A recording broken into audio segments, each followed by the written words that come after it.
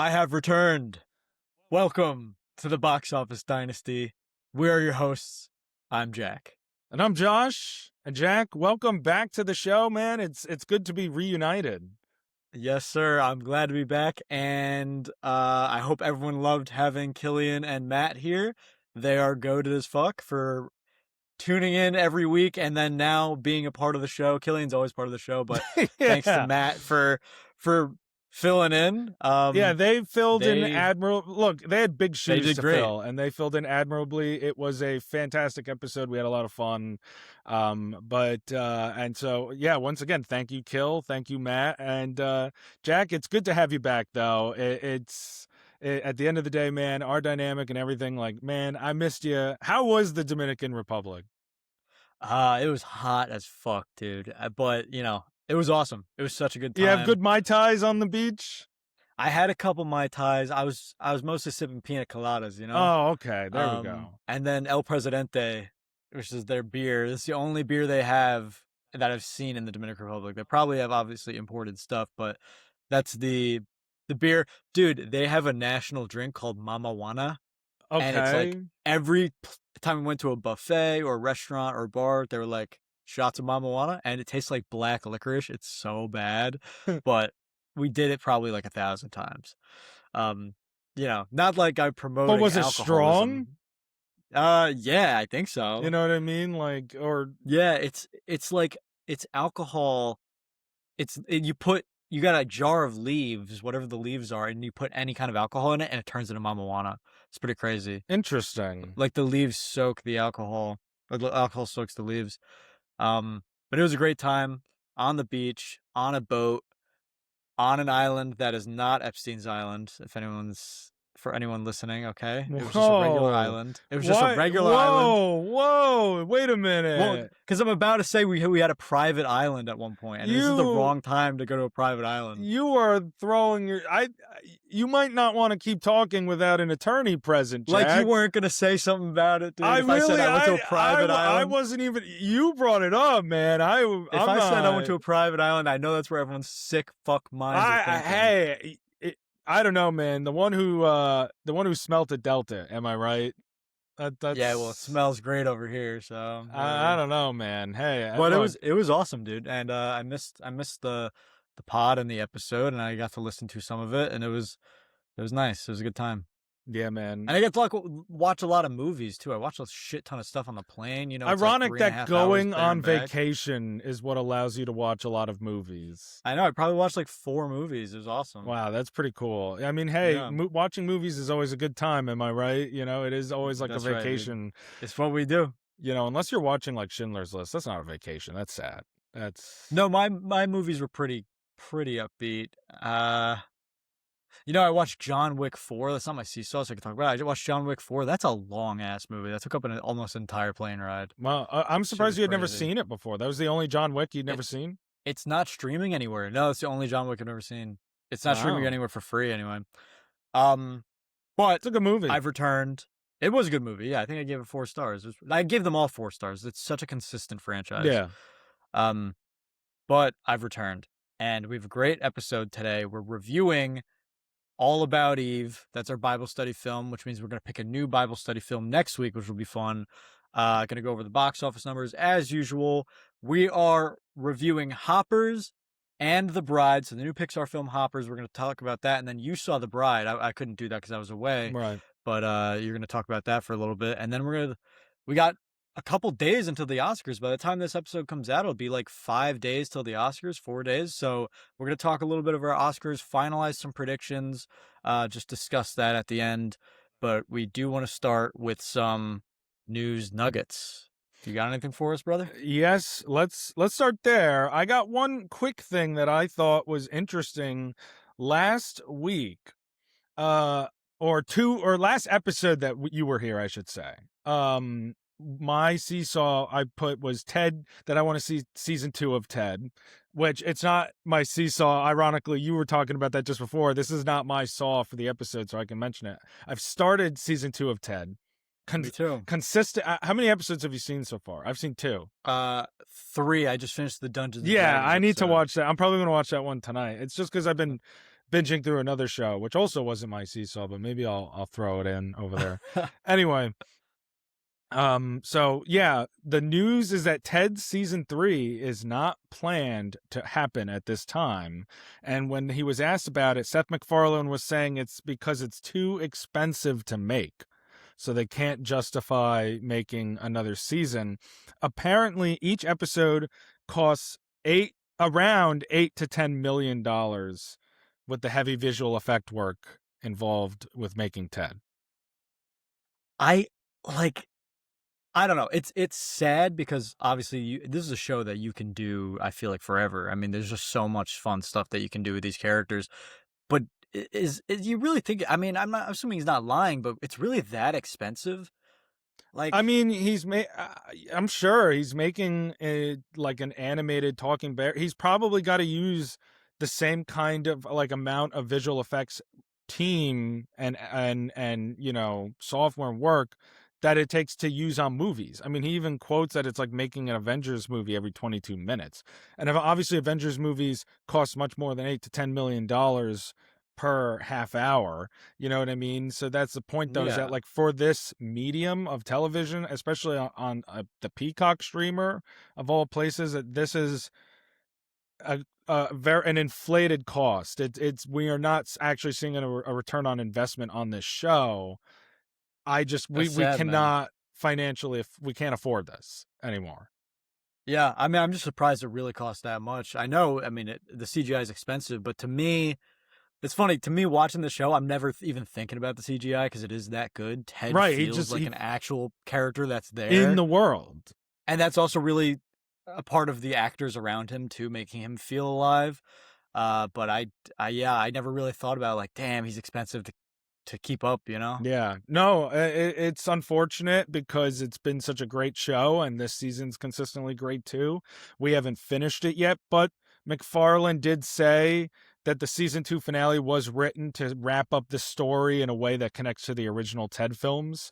So at least if it won't be able to continue, it sounds like they built it in that this will at least like be a satisfying enough ending. Hopefully. We'll All right, get there. So yeah, I'll take that.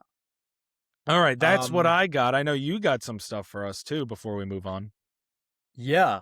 So we got a new trailer for the HBO Max show Lanterns, the new DC show. Um, and people are pissed.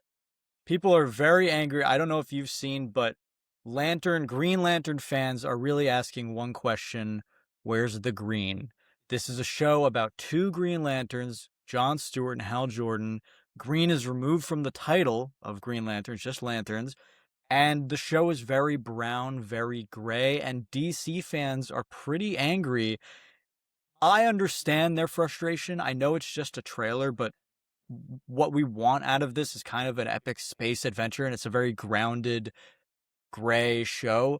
But as someone who's not really a fan of Green Lantern and not a comic person, especially a DC comic person, how did the trailer make you feel? Did it make you feel more excited, less excited, nothing? Like, what did you feel thinking about it? So I do think this like briefly came up at one point last week. In that insanely long runtime. Um, I watched the trailer, and to be honest with you, it like I didn't mind it. And so hearing these complaints that people have that, oh, where's the green? Where's this? Where's that? I get it. Maybe this show you're realizing is not what you expected it to be. Expectations does not equal bad, though. Like, give it a chance. It's like you said, it's one trailer. I think that this is clearly going for like a true detective, like almost like No Country for Old Men vibe. Uh-huh. It's a different take on the Green Lantern characters, no doubt. Give it a chance. Let's see what they're cooking with. It's an HBO show, a gritty mystery take on it. Maybe it's like mystery sci-fi, a little more grounded. I could dig it. You know what I mean? I think it could be a really unique take on it, and I think people need to give that a fair opportunity. Yeah, I think that's valid. I growing up, Green Lantern was always my second favorite Justice League member. So I was always a huge Green Lantern fan. Hal Jordan specifically, I like John Stewart, but Hal Jordan was always my favorite. Um, but right after Batman, it was always Green Lantern. But nowadays, Green Lantern kind of falls to like the fourth spot. I mean, after the Flash, after Superman, Batman. Um, but I don't mind it either. I think if one, it's just a trailer. We're gonna obviously get some green. I think that we just need to wait and see how it is. And people are kind of jumping to conclusions and shitting on James Gunn when he's not really involved. He's the overseer, but he's not directing. He's not writing for it. Um, Even though this really would be his bread and butter, Green Lantern would be his bread and butter. It would be absolutely perfect for him. But I do think you, as a casual fan, this is the way to bring people into the world of Green Lantern. I think Superman being a crazy, wacky movie makes sense because it's Superman. The name alone is going to draw audiences in. But Lanterns as a show isn't something that the casual fans really going to be interested in unless it looks like something they could relate to or something that they could be interested in based on other things they've seen. If you make it a murder mystery on Earth, people are going to be like, fuck yeah, it's just murder mystery, but they have superpowers. That sounds awesome. I think this is how you get the casual audiences interested into Green Lantern, other than making Superman a super wacky character. And then eventually we can get a crazy Green Lantern story in space as well. But I think you're the perfect example of like, you're interested now. Did it make you more interested than you were originally, now that you know kind of what the story's about? I mean, it's difficult to say because I am one of the people who would be interested to it being a wacky space story as well, Yeah, you that's know? true. But I will say, when you think of an HBO show, you think of these kind of like mystery thrillers that are kind of grounded in a sense. Obviously there's been fantasy elements, but that's what that's what HBO's been.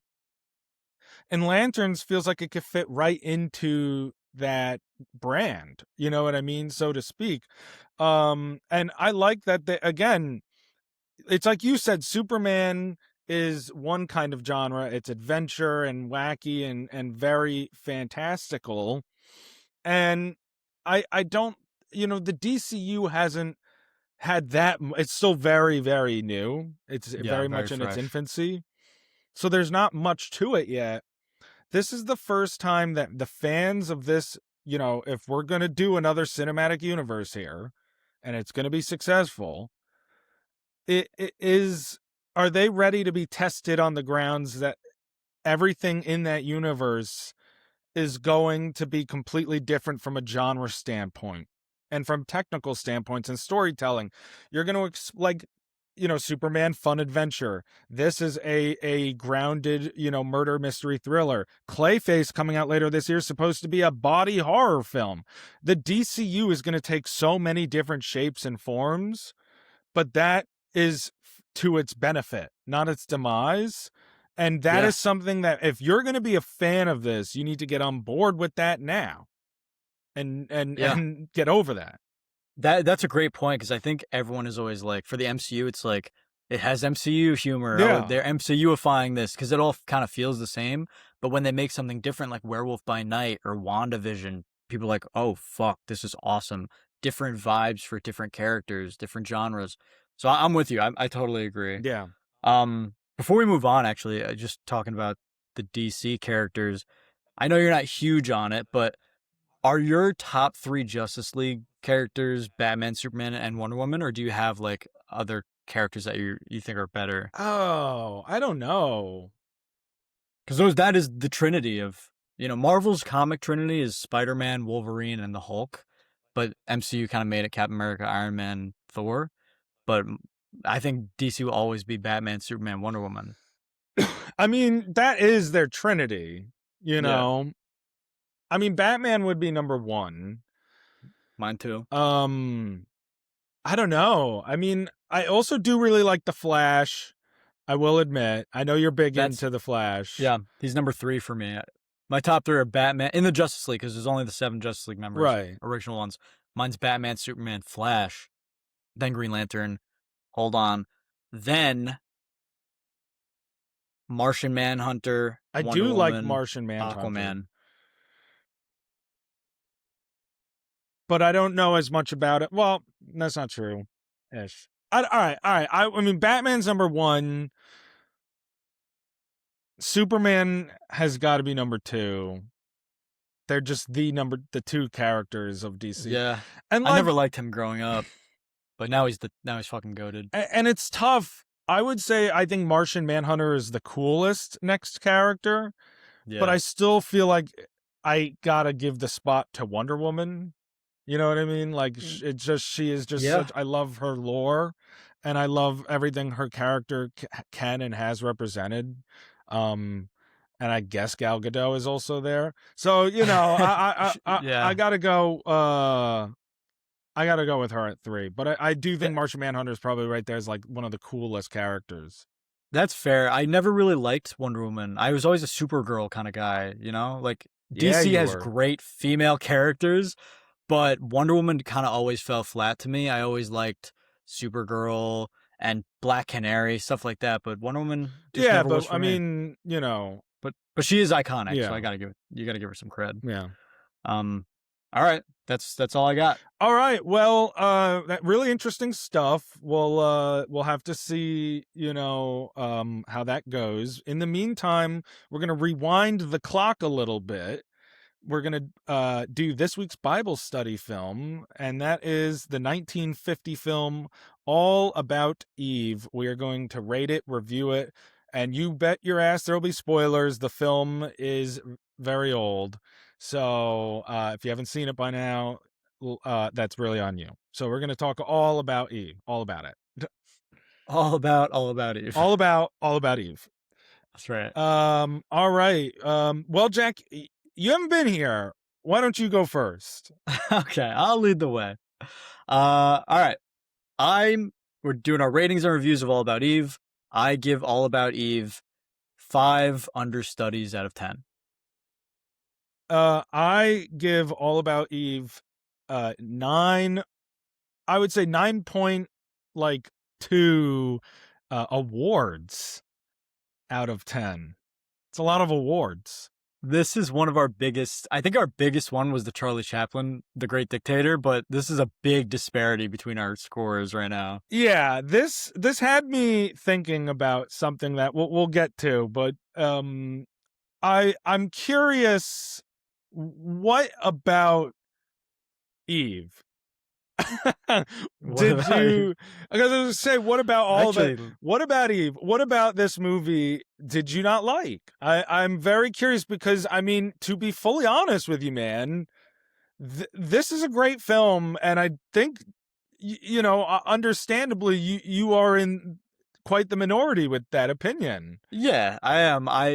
It was just boring. It was so boring. And like I'm sitting there watching it, and there's some interesting moments, and I like the stuff at the end, especially the end was great.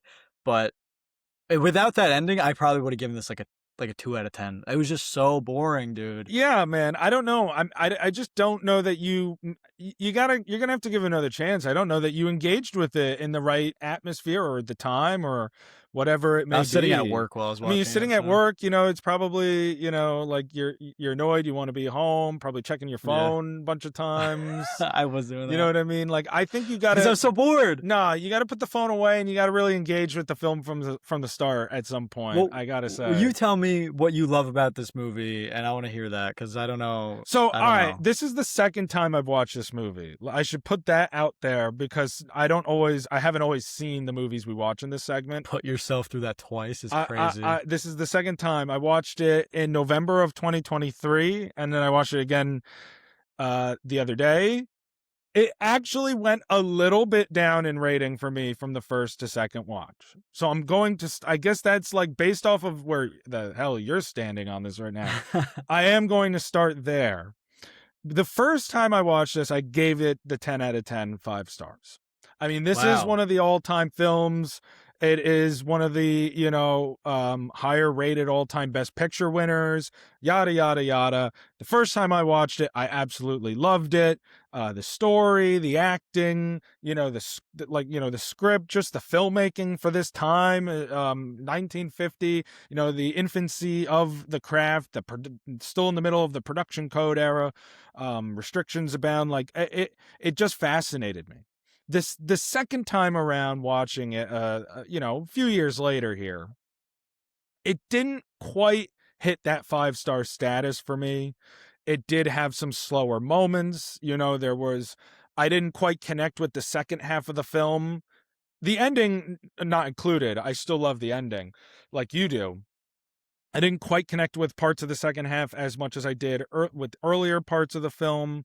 So, like, there was a bit of a step down for me, noticeably from my first watch. However, I still think this is a fantastic film, and obviously from what it's about regards to deception and the alarming allure of fame even at any cost. Like, I love this story. We talk about Eve Harrington, right?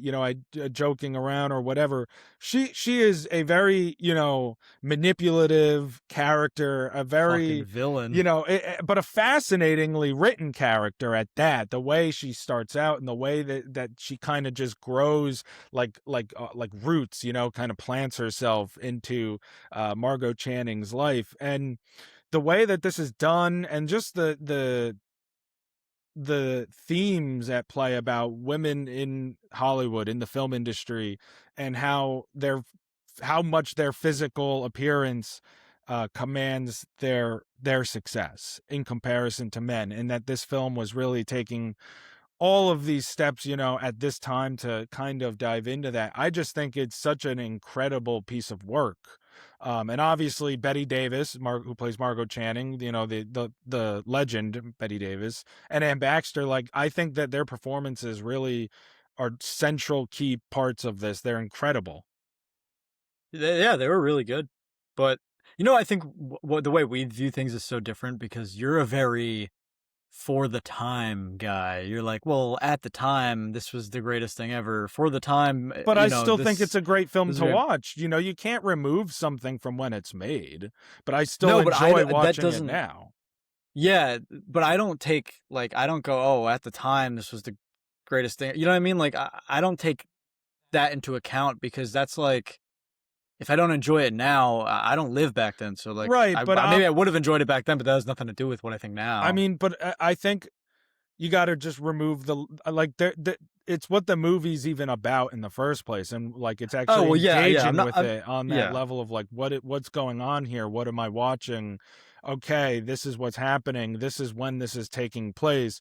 Well, they made this like, okay, what is, you know what I mean, like All About Eve. I get it, you're not going to sit and watch like Sonic the Hedgehog and necessarily go through that kind of a process. You turn your brain off. But I think a film like All About Eve, similar to a bunch of films that come out today too, that's necessarily, it's a whole production, and there is details, and yes, maybe it's not this action, super thrilling film, but there's a lot of great work being done. I still think it's interesting to watch, even if it's not the most high-paced film ever. You know what I mean? So, and look, at the end of the day, you're either into something or you're not. But my thing is more about actually the approaching how it's engaging with what the film is, about. What's actually the story of the film. yeah. I mean, that's valid. I was just so bored. I really don't have anything else to say. Like, I literally was just like, I thought the acting was good, and I thought Eve was actually an interesting character, and I loved the ending. But actually, the ending's kind of funny too because like, what are the fucking odds? But like, I know um, it's so calculated at that point, and you I would know. think that Eve would like realize it, but it just goes to show that she's so lost in her own fame. She's like, all right, fuck it, whatever. She's young and naive. She's not going to be I me. know. It's like, how often does that actually happen to Well, I think celebrities? it's an interesting ending. It's funny, really, when it's like, spell it out, but at the same time, Yeah, I enjoyed that. That was sick. I think it's everything I'm talking about with women in the industry, like that ending kind of solidifies this whole idea of it being a nasty cycle, really. That goes on and on. There's always just turning to the next young, up and coming, great actress, great model, Uh, great whoever.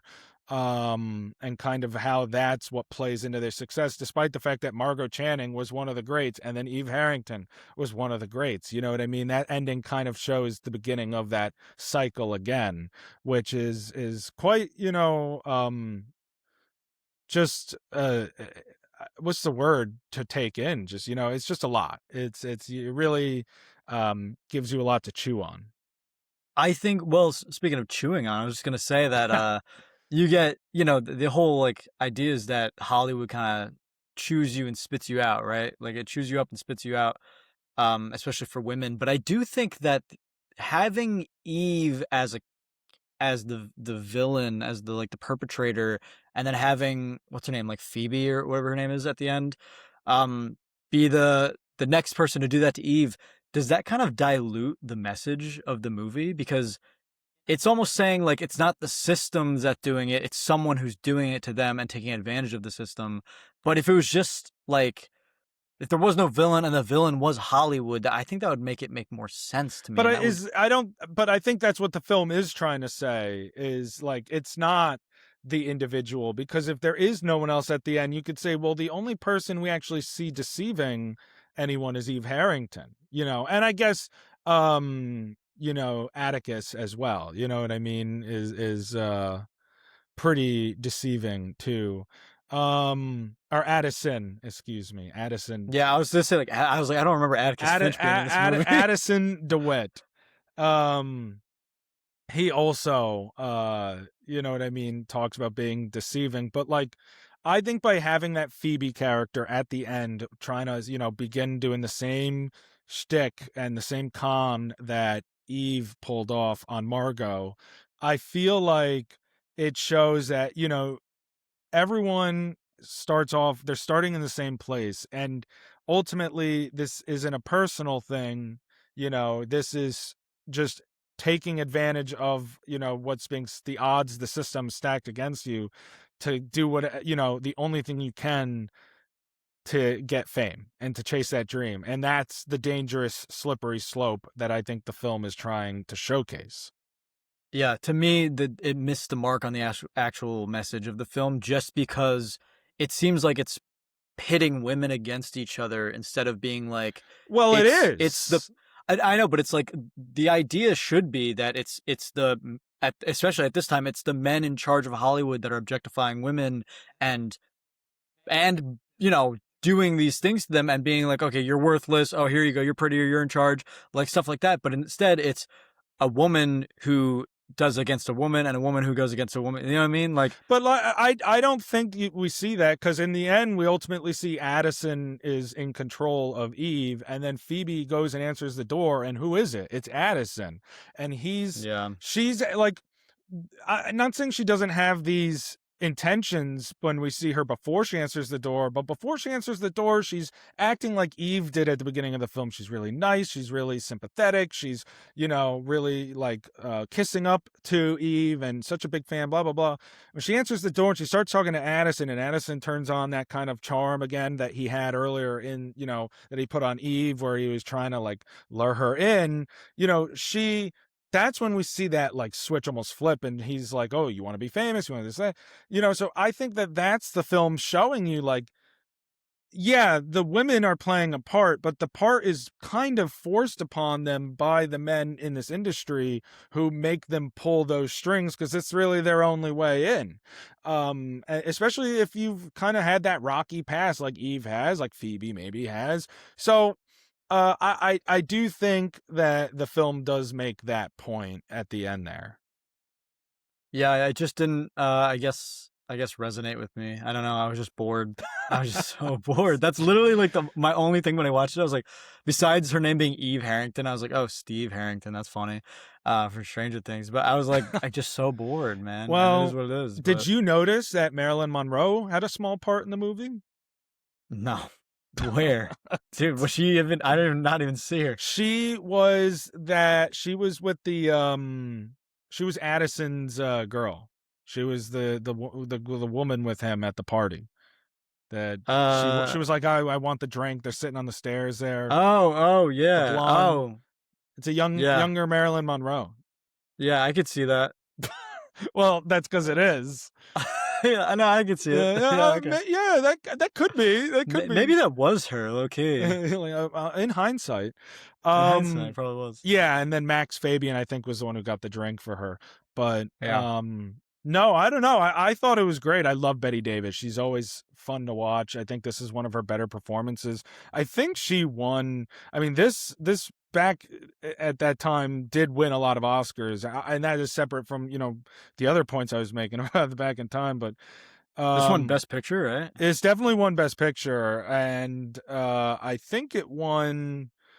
Let's see.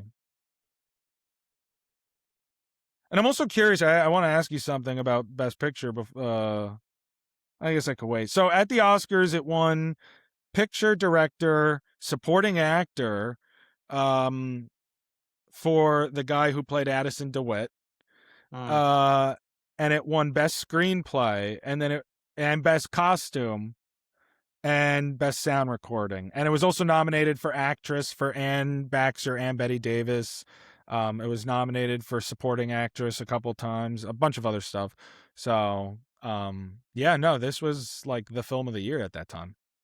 It's crazy. Yeah, Times change.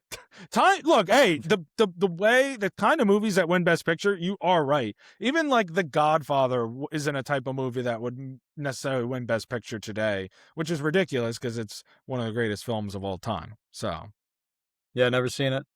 yeah, that is very very well established on this Yeah, we podcast. know. Man, I would love to pull that out of this book so we can watch Yeah, that. dude, that would be hype. Because I need like I want to see it so bad, but I need a little nudge. So, you like, know? where does this even rank on the rest of your Bible study? I always feel like I ask that every time we review it, but I Oh, mean, you know since you really what? didn't like it, I kind of forgot to rank it. Let's see. This would go at number. we've seen 14 of them, including this.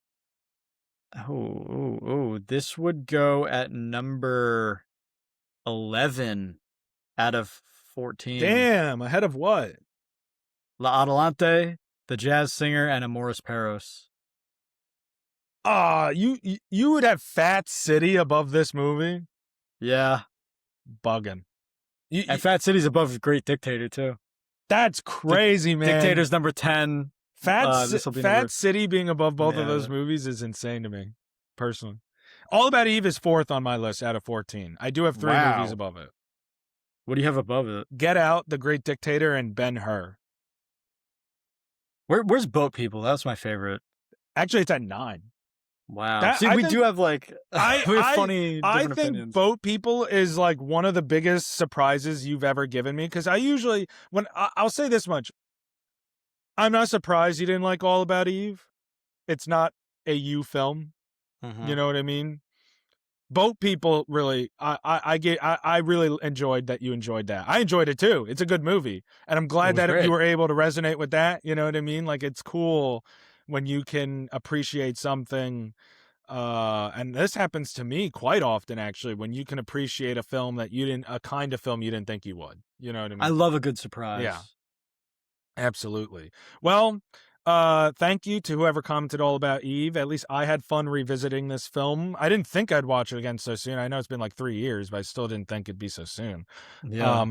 For someone who doesn't rewatch a lot of movies, but it was fun to revisit. Jack probably doesn't share my sentiments, but Nah. you know what? And that's what I missed about you last week, man. You know what? I mean, Killian, Matt, and I, it was so much fun, but we agree on too much shit. You and I, things are different here. You know, you guys are too similar. We're too similar, and that's what the dynamic that we're missing is that back and forth of different perspectives. You know, of course. I accept Killian and I really liked Jurassic World Rebirth, and you hated it. Yeah, so. that was true. We had levels to that. I think which one you liked it the most? No, I did like. You liked it the most, and I liked it the least. Yeah, was not a fan of that movie. But again, you and I being opposites. It happens, and I guess Kill. That's a good point. Killian is the middle between you and I would say. Yeah, I can see that for sure. All right. Cool. Well, that's the Bible study segment for this week. Please don't forget to comment Bible study numbers. And next week, Jack and I are going to, even though it'll be the Oscar week, we're still going to pick a new Bible study film to watch. Can't wait. And to get to do that the week of the Oscars just feels like a freaking Christmas morning gift. Like, yeah. Honestly. Imagine it's like Sinners. We're like, oh, shit. We're like, whoa. Yeah, I know. Like, freaking it's Sinners, but Sinners just lost Best Picture. And we're like, yo, funeral food tastes like pretty good actually. R.I.P. Okay, moving on to the box office numbers. We're gonna do that. Jack, last week was the first ever box office numbers without you there. That was pretty crazy. And the first Unfortunately. ever box office numbers with anyone besides just us. Like no one else had ever joined us for that before. Oh, So that's true, because they would always join towards the end of the yeah, so that was episode. the first Yeah, you're time right. that not just that you weren't there, but that anyone else was even there. Yeah. All right. Well, we are going to go over the box office numbers for the week of March 6th through the 8th. And we had a couple big releases, as we talked about, that are going to be talked about this week. Starting in 5th place in its 4th weekend of release, $3.75 million more to hang on to that top 5 is Wuthering Heights. So just until yet another big movie comes out, Wuthering Heights, I guess by default of its popularity, will still continue to just hang around. In 4th place, in its 4th weekend of release, making $6.6 million more, is the film Goat. Big weekend for animated films, you know what I Yeah, mean? really. Just that's been hanging on pretty steady. In 3rd place in its opening weekend of release, making $7.26 million, is The Bride. And this is obviously a very, very disappointing box office. Opening with this about 7.3, that is putting it on track to be one of the biggest box office bombs of all year, like this year, because it took Wow. 90 million. It was a 90 million production budget, and it made Damn, dude. 7.3 domestically opening weekend. That's rough. So it's looking not it's looking pretty brutal for Maggie Gyllenhaal's The Bride. This will end Warner Brothers' streak of 9 straight films being box office hits. That dates back to early last year. Damn. Yeah, it's unfortunate. In 2nd place, in its 2nd weekend of release, making $17.3 million, is the new film Scream 7, the latest installment in the Scream franchise. You weren't here last week, Jack. I'm sure, I don't know if you heard that people wanted to boycott this movie because of everything with Melissa Barrera. Yeah. I'm sure you heard. Yeah. She got fired or some Yeah, shit. she got fired because she spoke out about Gaza. Yeah. Oh, yeah, yeah. This film last weekend when it came out, still made $63 million in its opening weekend. So and then it adds another 17.3. So people are still showing out for Scream despite this, boycott or whatever. Apparently it sucks anyway, so. Right. Yeah. And that's another thing. Word of mouth doesn't seem to be slowing it down. In its 2nd weekend, it still outpaced an opening weekend for The Bride by $10 million. Uh, So people are showing up for the franchise movie. I'm not going to go see that one in theaters, but good money for it. And in 1st place, in its opening weekend, with a whopping $46 million domestically, is the new Pixar film Hoppers, which has hopped its way into theaters. And this is pretty cool. It earned $13.2 million alone on its domestic opening day, which is the biggest domestic opening day for any original animated film in years.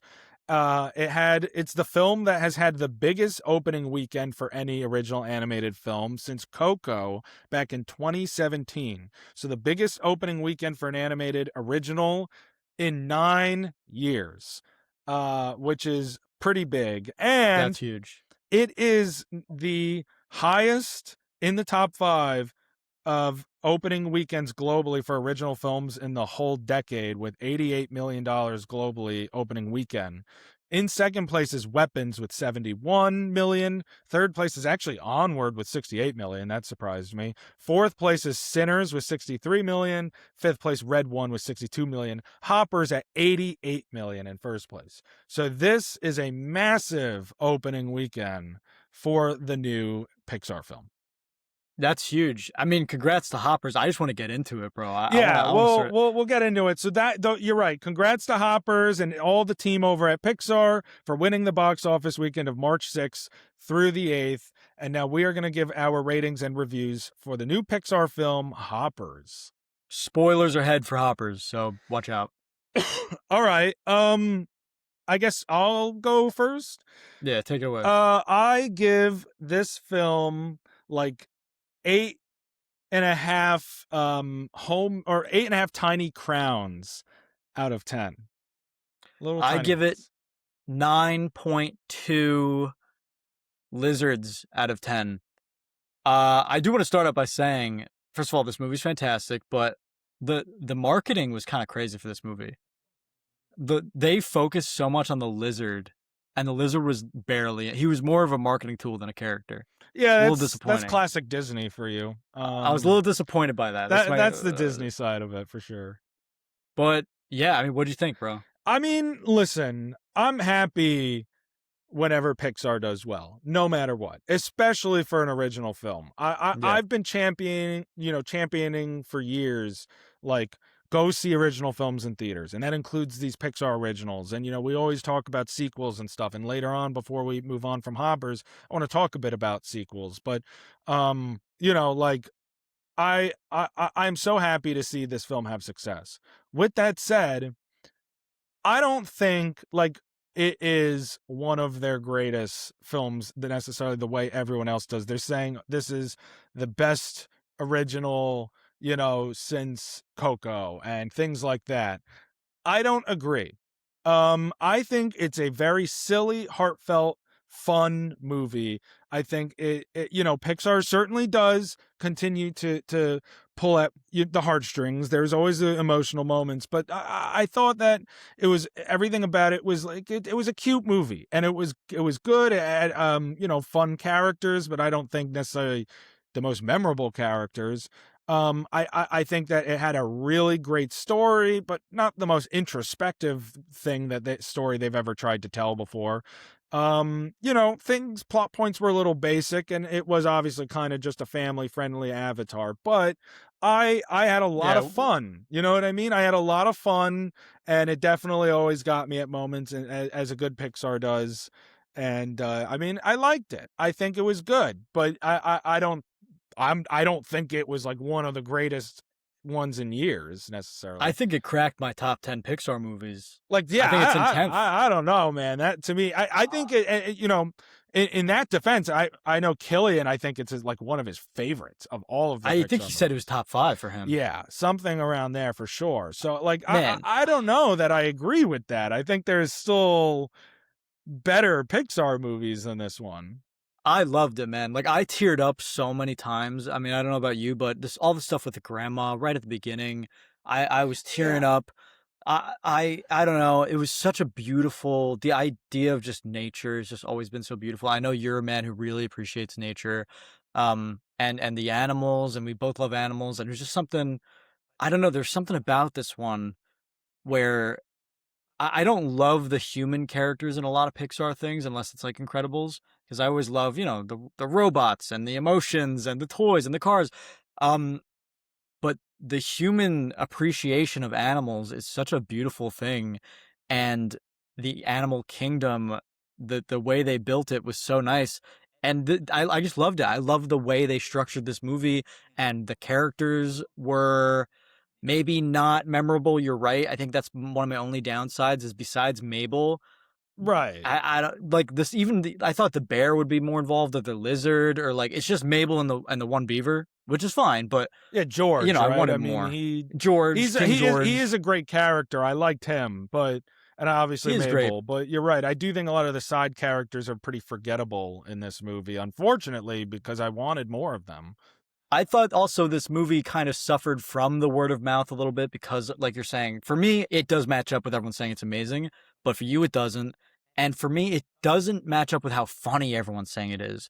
It was really funny, but everyone's saying it's the funniest shit they've ever seen. I don't know. I feel like I didn't really laugh at the beginning. The ending was really funny. Everything with Titus, the worm, the butterfly bad guy. I thought he was hilarious, especially when he was Dave Franco in the human body. But Yeah. besides that, I don't think it was like the funniest movie ever. No, I mean, I thought it had a lot of funny moments, but I agree. Again, I think it was like a silly, cute movie. I didn't think it had emotional moments. I mean, the stuff with the grandma was really nice. You know what I mean? But I mean, I teared up a little bit towards the end for sure. I mean, a lot of Pixar movies always tend to get me, but like, I don't know, it didn't necessarily hit that same like emotional connectivity that some of their previous entries have had. And Wow. certainly, like I said, I do think that the story was a little simple. I mean, and Yeah, and that's not to have they do issues, call it out, yeah, and that's but, not you to know, have issues with the theme. Well, you're right. They literally in the movie call themselves like a yeah, it's rip his off of avatar. Avatar. You know what I mean? Yeah. Um, but like the themes of connecting, with nature and unity. I mean, these are very relevant right now. It's very important. I think, it does hit home for me. I just didn't think that everything was as tight and well. I mean, it's like I had any glaring issues with it. It's a good movie. Yeah, It's you a liked it great a lot. movie. It is a great movie, but a lot of movies I think are great, and I just this didn't necessarily separate itself from a lot of the, like, when you think of Pixar movies. I think there's such like a almost more unfair because it's such a higher standard, a higher bar that's been set, at least for Mhm. me.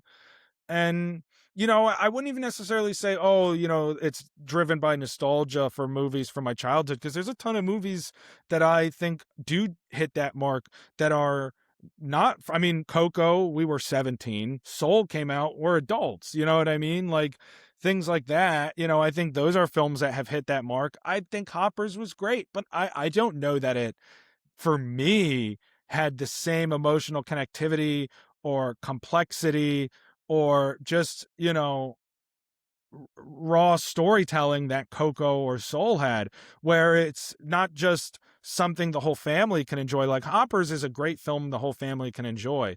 But some of these other movies that are made, I think that Pixar made them in a way that they're for the long run. They grow with us.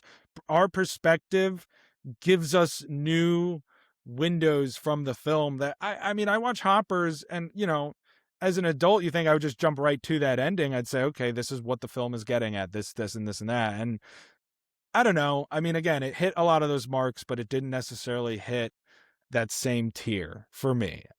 See, I completely disagree because I think for some reason this movie got me. Like this was way more emotional than any other original Pixar movie in a while. I mean, Elio, no, Luca, no, Onward, no, like all these recent ones, Elemental, no, like this was something that really got me emotionally. And I do think that them making the main character not a child is their way of kind of connecting to the older groups. I mean, obviously she's only 19 still, but I think that was a deliberate decision because how often do we see the main character of a Pixar movie that's a human be an adult? I mean, adult 19, very young, but like I still considered an adult. Well, I mean, I don't know, we get like Soul, Up, um, you know, yeah, but those I mean, when did Soul come out? Like 2018? Like it's been 2020, almost 10 years. 2020? 2020. All right. 6 years. Right, but people are saying this is like the best original since Coco. I think if you match it up next to Soul, Soul from, that kind of an emotional standpoint. I mean, and I guess like obviously that's everyone is different, but to me, like that is so much more personal, so much more of Pixar's message. You talk about trying to relate to the older generation, the generation like us that really grew up on it, that are adults now. That's what Soul's purpose is, as a film. I mean, Hoppers, again, it's a cute story, but I don't think it reaches that level of personal connection. See, Soul for me, I really enjoyed it, but I'm looking at my list now. Hoppers is number 12 and Soul is number 15. Yeah, It's I just think kind that's of crazy to me. I think but Soul's much better. Coco's number 6, so you're going to like that.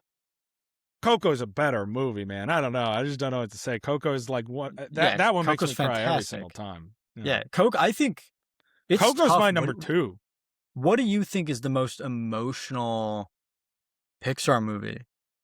Up, Like that'll strike you each time? up, Up? up. And it's not my favorite. It's my seventh favorite. The thing about Up that I just want to say real quick is that that's a Pixar film that I think a lot of us didn't appreciate when we were younger. We weren't maybe as into that one, but that Yeah. one is the one that's probably aged the best because It's of not the flashiest, you know? no, but it has, when I talk about this thing of the Pixar films being made for the long run, this is the best example of all of them. This film is made for us to see at different points of our life, to understand that message of passage of time, appreciating moments with one another, and the adventure continuing on. Like, that's why, even though maybe I didn't love Up when I was younger, now that one will make me cry every time. That one's so emotional because of really the perspective of more passage of time that we have. Like, we have lived more time. We are closer to we're not closer to the end than the beginning, hopefully, but Oh, Jesus. we're closer to the end than we were when we first saw the film. We just have a different outlook on it now. That You gets me. know, I agree. I think Up is the most emotional. But speaking of Up, I'm still gonna bring up this fucking lizard, dude, because I was so disappointed. I was so excited for him to be an actual character. I You look at movies that are like the main characters are human in Pixar, and most of them, when they're just like a regular human, most of them have a wacky like animal or creature side character that is actually a character in the movie. Look it up. You get Kevin the bird and you get Doug the dog. They are marketable characters. You know, there's probably a million toys of them. You have what other movies do you have where there's humans? You have Coco, Dante, even the dog Dante is probably in this movie more than the lizard is in this, and I think that's weird. I feel like Pixar kind of missed the mark for that character because first of all, it doesn't even have a fucking name, and like I think I don't know. I was excited to see this lizard because he looks like the goofiest motherfucker, and I was like, yo, he's gonna be such a funny side character. I'm gonna love seeing him. And then he had like one line. And I was like, okay, all right, that's it. And he's not even in the movie, but he's all the marketing. Yeah, I don't know. I don't really care about it. I mean, I agree that You- the side characters like that are underutilized. I do agree with you. But I don't yeah, or really. the yeah, when the bear was gonna eat that beaver, I was like, oh, these are gonna be a funny character dynamic with the bear and the beaver, and then they're barely in the movie again. They're like, they show up a bunch, but they don't really interact a lot. It's mostly just like they're like, we're here to help, and then they go They're and just do there. a They're just thing. riding on the bear. Yeah, they're riding on the bear Dude, or whatever. the fucking shark in this movie, that Diane. was cool. I thought that was sick. And then the way her eyes go black as they're going, remember that? Yeah, again, I thought it was fun. It was cute. Did you catch the Up reference? Yes, the dog collar. That So was this fits cool. into the Pixar theory, man. She Yeah, invented I the mean dog collar. but that doesn't make sense because this movie has like iPhones and stuff. That Up definitely feels like it takes place not Well, you don't at know. that You live time in an period. old man's house. He's not going to have an iPhone regardless. I guess that's true, but What if it's only like 5 years it after just this, doesn't you know? feel like a a technology based world, in that same Yeah. manner. Yeah. But I mean, But I it's guess hard you're because they're right. old. You're right. It is perspective of our, who our protagonist is that we follow along. But you're right. I do love that they feed this idea of the Pixar theory. I used to watch videos all the time, like updating it. I haven't in a long time. Maybe I'll Yeah. see now that Hoppers is out, like where all these other ones and all that fit in for shits and giggles.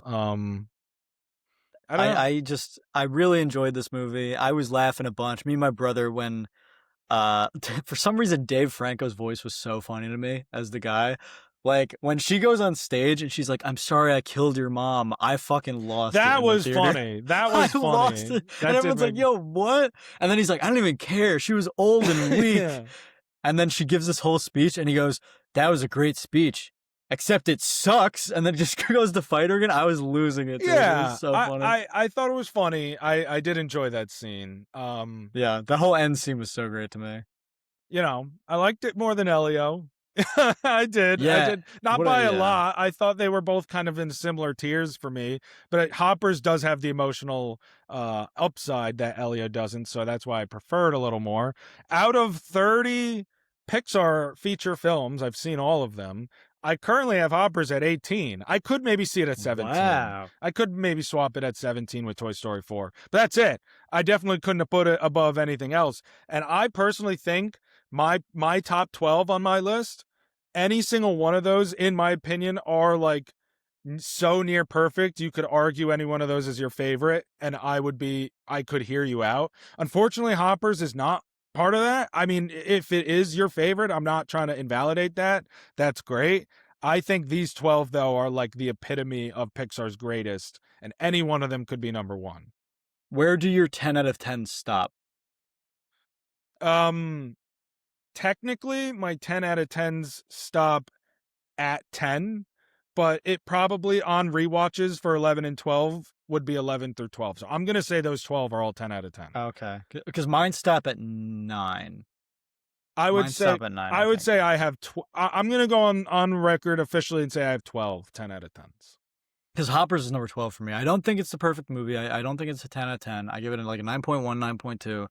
But I don't know, man. Something about this one is like I just really appreciated it.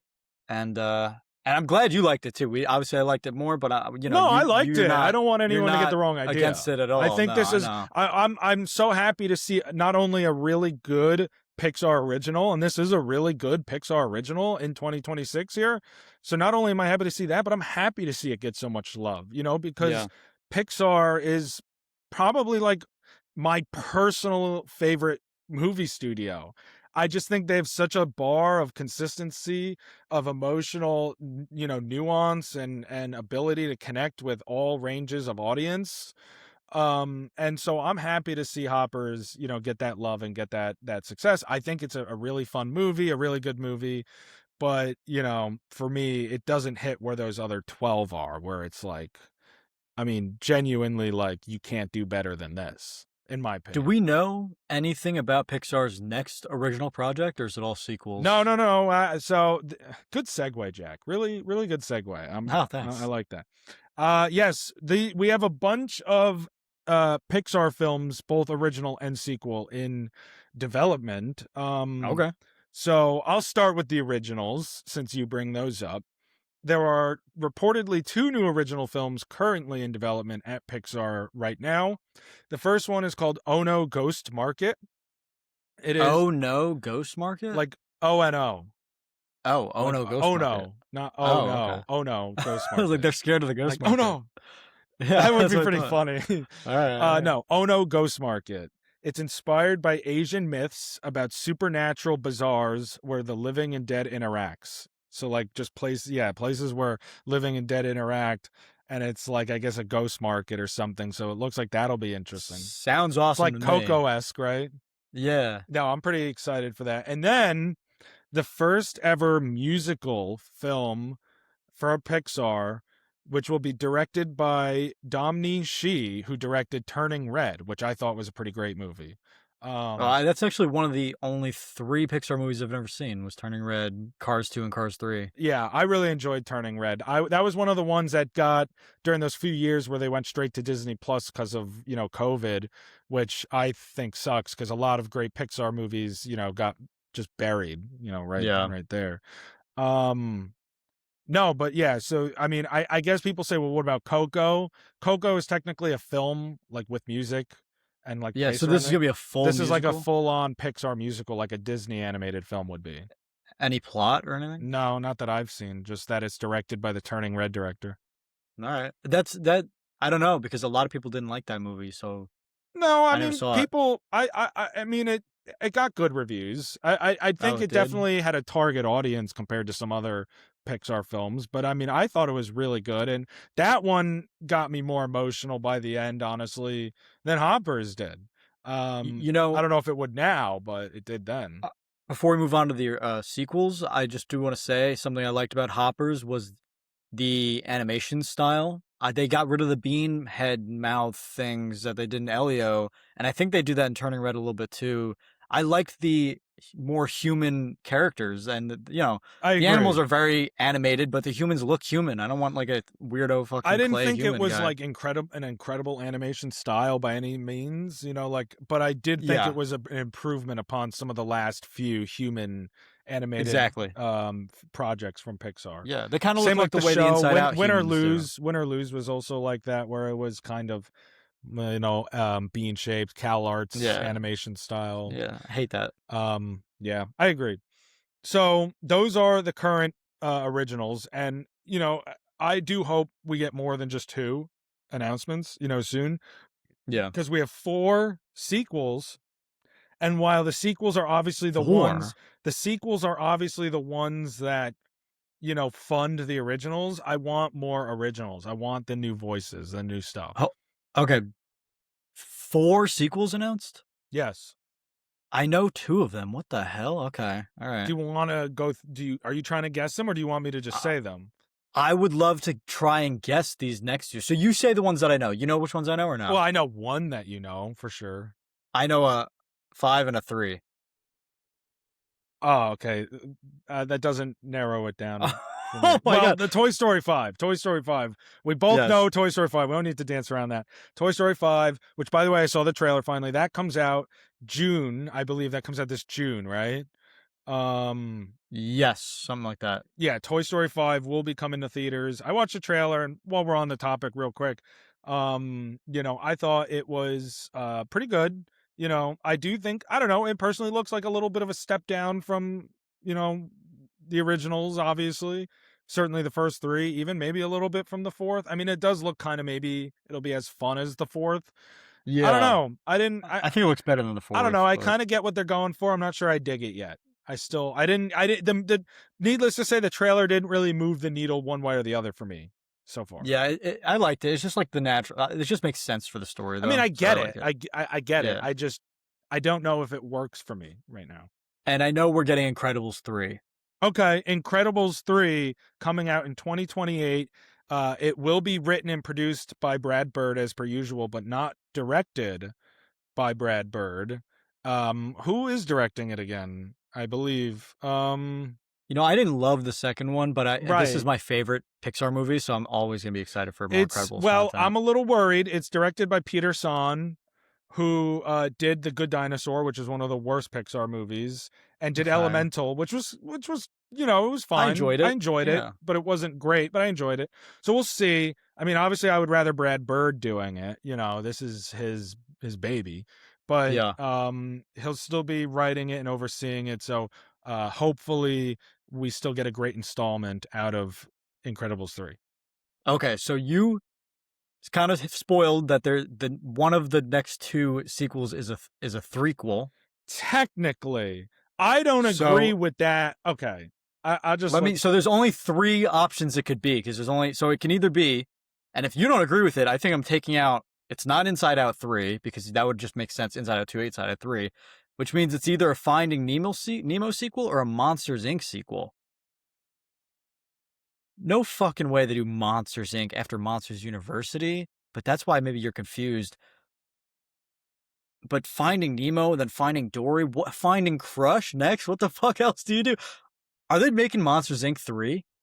they are making Monsters Inc. No 3. way, dude. Are you what the Yeah. hell? Yeah. They announced it. I don't think it should be called Monsters Inc. 3 because Monsters University, which is the second movie in the Yeah, line, is a prequel. It's not a sequel. so this is set after the first movie. Um, it sounds like it. We don't really have Because any other maybe information. This is the newest announcement of the 4 sequels in development. oh This man, just got announced. I think Monsters University is severely underrated, but Where do I I have don't that? know All if right, Monsters University out of 30 is 24, but I think it's still a fun movie. I don't think it's bad by yeah. any means. I could see it maybe moving up a little bit in a rewatch, but probably not much. I But just it's don't think we need to see after Monsters Inc. I just well, you could say the same about Toy Story 3. They're doing it oh, we did because say the same. exactly, they're doing it for money, and like so we'll see what they can make out of it. In all fairness, we haven't had as much as many Monsters Inc. films as we've had Toy Story at this point. This is only the third one compared to Toy Story 5, and I honestly wouldn't count out a Toy Story 6. I really wouldn't. No. So I mean, none of the other Pixar franchises have come close to it. I'm not saying we need it. We don't need it. You're absolutely right with that assessment, but putting that aside because that doesn't matter at this point to them. All right, we haven't gotten a sequel yet in Monsters Inc. We might as well do that one next. No, yeah. Sully has always been my favorite Pixar character. And I'm ecstatic to see more of him, but I just hope this doesn't do any damage. And I don't think it will. I think they know how to handle these characters, but that's pretty exciting. I mean, it's stupid, but it's exciting The at the biggest thing same that I time. wonder is like I'm going to imagine they're not going to have Pete Docter direct it. Because now he's like the CCO, one of the top executives at Pixar. So he's like Oh kind of a yeah. James Gunn type overseeing it. Monsters University was directed by Dan Scanlon, who's pretty good too. He also did Onward, so maybe they'll get him to do it. But I don't know. I know that Pixar's trying to elevate new directors and whatnot. I Mhm. get it. But we're talking Monsters Inc. here. I would personally like to see Pete Docter back in the director's chair. Don't know that it's going to Yeah. happen. So, I mean, I at least trust they'll find the right person to do it. You know what? For the next sequel, I actually do know about this one, so you can just go ahead. You do know it? I do know about this one. We're also getting Coco 2, Mhm. which is probably the one I'm most annoyed about on this list. Like Monsters Inc. I can live with. Coco 2, we talk about not needing a sequel to a movie. It's Coco. That is slated to come out in 2029, so in 3 years. Yeah, I feel more about this the way you kind of feel about Monsters Inc. 3/2. I, Monsters Inc. 2.5, yeah, whatever. Monsters Inc. 2.5. Yeah, I don't think uh there's any Coco 2, man. I don't know. That's one of the ones that they should leave alone. Like, imagine they I do a mean, Soul 2. What would you Mama do? Coco's gonna come back as a Force ghost, It's- 100%. Like, or it's gonna be about him visiting the afterlife, and then he gets stuck there again, and some shit happens. Like, I don't know. the But the the thing about Coco is it's got a fantastic villain, a very underrated villain that I don't think people appreciate enough, and I just don't know how you replicate that. Yeah, I agree. I don't know what they would do, what they're going to do moving forward from here. I mean, maybe we'll see. Obviously, like I'm sure they have some kind of idea. They have 3 years to figure it out. But I, Hmm. I I don't know where they'll go from here with another villain like that, and just the way they tell that story, the emotion behind it, it worries me. That is one of the ones that similar to we talk about Wally versus Ratatouille. Like they've never done any other Ratatouille movies, surprisingly. But if you have to choose between that and Wally, I'd rather Ratatouille, even though I like Wally more because it's just Wally is just such a great singular story, Yeah. and Coco's the same. It's just such a great singular story. I don't know how you do another one, but Do you think that Syndrome is the best Pixar villain? uh, I don't know. I'd have to think I, about I, it. I I mean, really like he's Lotso, he's up there. Lotso is great. You know what I mean? but I feel like a lot of them are pretty forgettable, like the steering wheel from Wally. No, I love the steering wheel from Hal. It's a rip off. It's a rip off. It's like an ode to 2001: A Space Odyssey. Yeah, but Um, I love that. I do And love Lotso, and I do forget the guy's name from Coco, but I really liked him. and then obviously got Randall and Randall's and Mr. Water Noose. Waternoose. Yeah, You know what I they're mean? great. And But there's the Toy Story always, I mean, you have Sid obviously in the first one, you have the Sid. Prospector in the second one, like they're all Charles great. Muntz from Charles Up. Munns. Yeah, man, I don't know. I totally disagree. I think there's some great villains, you know. Yeah, maybe. I The don't the know. And then, critic and Ratatouille is really great. And dude, Anton honestly, like I'm Ego. on his side, bro. Like, get rats out of my Even fucking in The kitchen Incredibles immediately. itself, you have the Underminer. The Underminer. Yeah, yeah, I forgot Like about him. I mean, I think there's a lot of great ones. yeah, Lotso's my goat though. I I think. mean, Lotso is pretty good. It's hard to deny. Um, all right, so that's about it with Pixar. Unless you, oh, and one other thing, I almost forgot about this. Speaking of Pixar, they had scrapped an original film that they had that was titled Be Fry, BE space FRI. Um, Okay. Anyway, Well, which had been 3 years into development. This was an original film. It had supposedly followed two girl best friends who go through a platonic breakup, and one of the girls has a connection with fantastical characters who were described as Sailor Moon esque characters. So so she's like imaginary friends type thing. sort of, yeah. I'm kind of surprised that Pixar hasn't done an imaginary friends thing besides Bing Bong, but that was like in her head. But Right, and this does sound like an interesting kind of different story regarding friendship, and something that yeah, a lot of, especially when you're kind of at such a impressionable age, you're growing up and everything, you're in middle school and or high school. Um, friends can come and go and you can have like bitter fallouts and breakups, friendship breakups and things like that. Like feels like a Be movie they would do. Fry, Yeah, I don't but get doesn't that. I don't know. well Be Friends starts with Be Fry. Maybe Yeah. it's like the ENDS like fell off because they broke up. Yeah, they should have done like a little like dash or like something, or like Yeah, beef fry ampersand. ends or something. You know what I mean? Or like be friends and then cross it out, or I don't know. Like be fry is just so confusing to Yeah, what me. the fuck does I that guess you're mean? right. I'm not. That's the Honestly, only thing I could think no. of. What the hell That could I mean, that mean? there's logic there, you know. And I get what you're Yeah, saying. like I beef don't Friday. be fry be Friday, show me this guy's balls. be what the fuck? Hey yo, BGI Fridays. BJ. Okay. Well, anyway, I'm glad you liked Hoppers. I mean, I Yeah, liked it too. I do recommend going to see it. It's a great film. hundred The whole percent. family can enjoy. Pixar is still at it these days. It never, They're still on top, man. yeah, They know what they're they doing. always will be. So Which is why when a sequel comes out, we do like shit on it, and we're like, oh no, but they know what they're doing. I mean, they fall flat every now and not then, all but of their at the end of the I mean, they have day, some good sequels too, though. Obviously, I mean, like, exactly. Toy the Story 3 is amazing. Toy Story 2 is the amazing. Toy Stories are great, you know, and I think that there was another one that Incredibles 2 is pretty yeah, good. Incredibles 2, Inside Out 2 is really good. I love it better than the first. Yeah, I don't. But it's a great So, movie. yeah, So, you know, not all their sequels have hit, but some of them have. So, exactly. anyway, that is Hoppers. Go check it out. It's in theaters right now. And another film that came out this weekend that had significantly less success financially and critically than the new Pixar film is the new Warner Brothers film, The Bride, starring Jesse Buckley and Christian Bale, directed by Maggie Gyllenhaal. You did not see this. I did. So No, I'm going to give my ratings and spoiler-free review. So that way Jack can go see it hopefully soon. I do want to see it. Here's the thing. So, all right, I give this film, I'll start my rating, like 7.2, um, I don't know, authors, monsters, whatever, out of 10. Um, Look, this movie's getting a lot of hate. And people saying like I have seen some of the most egregious fucking shit with this movie. People are like, it's 0 out of 10. Wow. I'd rather rewatch Madam Web. One Well, guy, okay, let's relax there for a one second. guy was like, this was Killian sent it to me. The guy was like, "Oh, I'd rather jerk off with sandpaper than watch this movie." I said, "Dude, I would rather rewatch Madam Web than do that. You need help, sir." I bet that guy didn't even watch the fucking movie. Yeah, he was like, "I just like doing that." What?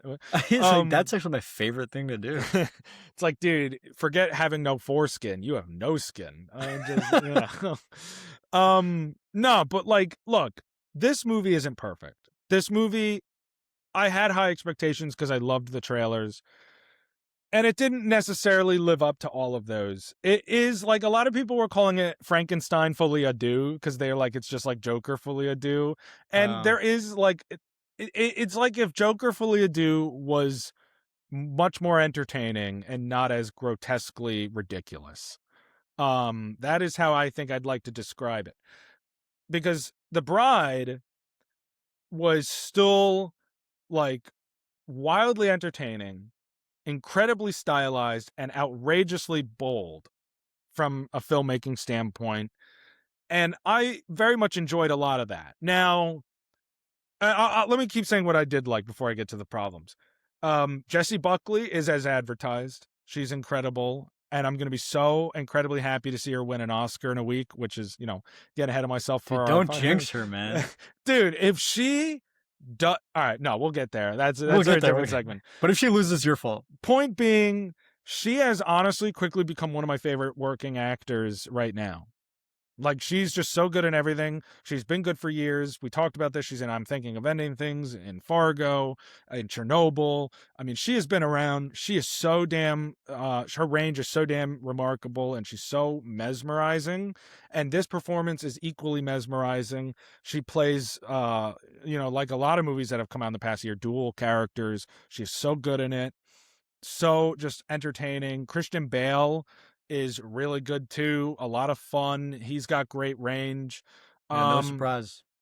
you know, really brilliant performances, actually, I would say. Um, and, you know, even the rest of the cast around them was like a fun cast. Jake Gyllenhaal is in this, and interestingly, like it's his first collaboration with his sister, like as a director actor. Uh-huh. And he has a really interesting character as like a 1930s movie star. And I loved when he was on screen. We didn't get enough of him. Like I did want more of his character. And that leads me into, I guess, my some of my problems, which is I think a lot of people's problems. This film is trying to do a lot. It's got a lot of plot lines, it's got a That's lot what I've of been different hearing. ideas that it's throwing around. I'm not always sure what it's saying. Like, this is what my favorite way people put it. I'm not sure what someone said. I'm not sure like what it's saying, but it's sure saying it loudly.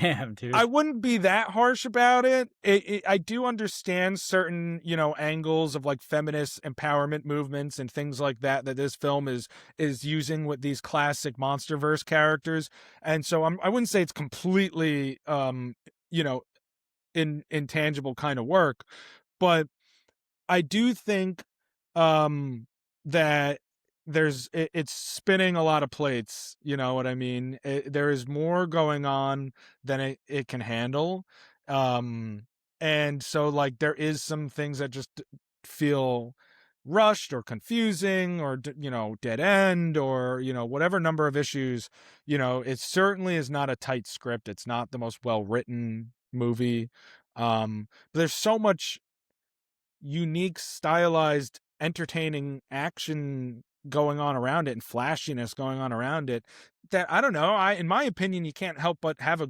really good time watching it still.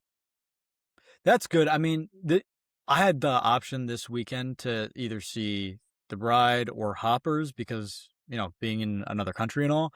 But Sipping I Mai chose Tais. Hoppers because I was sipping my ties, and when I got home, I chose Hoppers because of all the shit I'm hearing about The Bride compared to what I've heard about Hoppers. And I am hearing, like you said, which is very disappointed because I was very excited, that it's just too convoluted. There's too much shit going on. Like you said, it's hard to follow. And that's kind of surprising for what I thought this movie was about. So, what is like the general plot of this movie? Because now I don't know. It's very Bonnie and Clyde esque. I mean, Bonnie and That seems Clyde. simple enough. Right. I mean, basically Frankenstein wanders into a doctor's office and says that he wants, like, it's this, similar to the original Bride of Frankenstein, where he's He saying wants a he wife. wants a wife, he's lonely. He's horny. He's horny.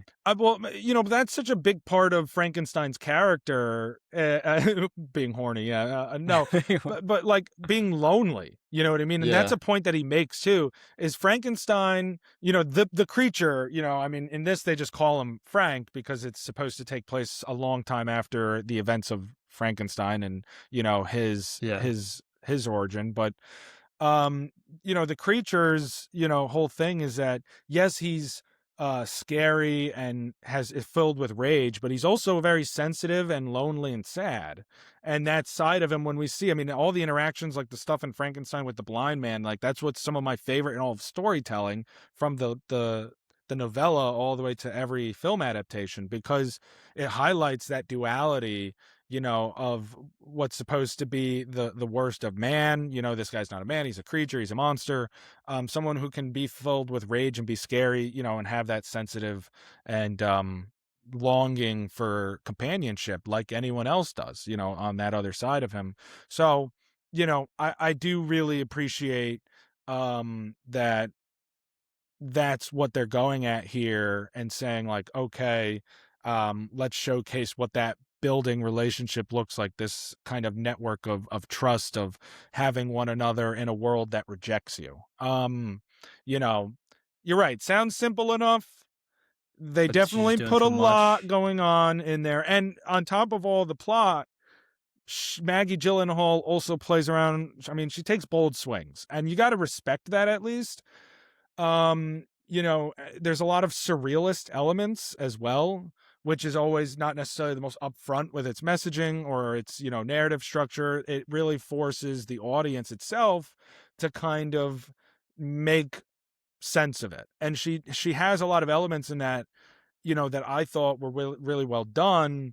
even though it's not super concise, and it does unfortunately sometimes cause narrative clashes that I think bother people. And I get it. Like watching the movie, I get it. I just don't see how this is one of the worst things people have watched in years. It's just not. There's the production design is fantastic. The costumes and makeup are great. The performances are great. Like, Well, do you think that the hatred and the negativity towards this movie has anything to do with the fact that we just got a fantastic and a well-beloved Frankenstein movie that was easily way more accessible to people through Netflix a couple months earlier?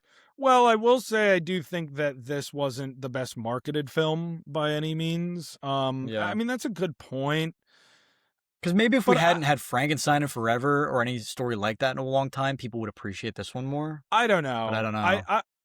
I see what you're saying. I'm not sure that that really had too much bearing on it one way or the other. Uh, I mean, that's just my perspective of it yeah, because I don't know. You can't really gauge that anyway. I So mean, how could you? You know what I mean? That's such yeah, a broad, kind of spectrum of looking at it. It's not impossible that it played a part. I was like, I'll say that much. It's not impossible, but if anything, I would think that having that kind of a Frankenstein movie had the masses even more excited. I mean, people didn't even show out for this in the first place, let yeah. alone not liking it. And obviously, you could say the word of mouth is part of why people didn't show out. But I don't know. That's why I didn't see it. fair enough, but I just think that it's getting overhated for no reason. I do think that in the years to come, this will grow a cult following. This happens from time to time, and I do think I see that happening with The Bride because despite its flaws, there is a lot of great stuff going on here. Even though it didn't live up to my personal expectations, but it's still like a breath of fresh, fun air. You know what I mean? It's Yeah. confusing, but it's like I had fun with it.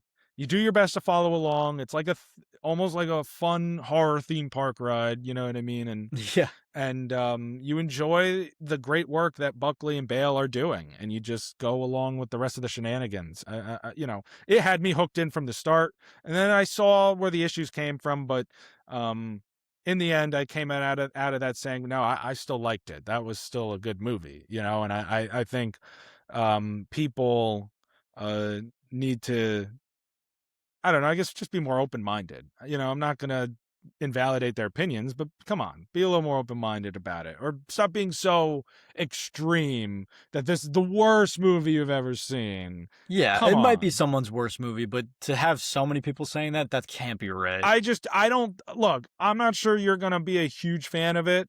I would be shocked if you come out of it giving it like a 1 or 2 and be like, "Yeah, this is so," like, no, man, like, literally, the It'll be fucking better than All About Madam Eve. Web was like no, but like, Madam Web literally had ADR issues, like, the sound wasn't fucking synced up And to it the was fucking so video. You know what obvious. I mean? Like, you cannot look at The Bride's technical success and performing success and just say that it's at that level. Look at War of the Worlds, such a cheap fucking Amazon fucking product placement film. Like, you Yeah. cannot tell me this is in that same stratosphere. It's not. Remember when Madam Web gave us the trailers and they all ended with like Sydney Sweeney in a Spider Woman suit? Yeah, and then she's in it for like two, And then it's like a dream that she has for like 2 seconds. yeah, like 30-second dreams. Fucking dumb. It's so stupid. Stupid ass movie, bro. Yeah, But you it's a cannot say little, the it's a little, bride is there.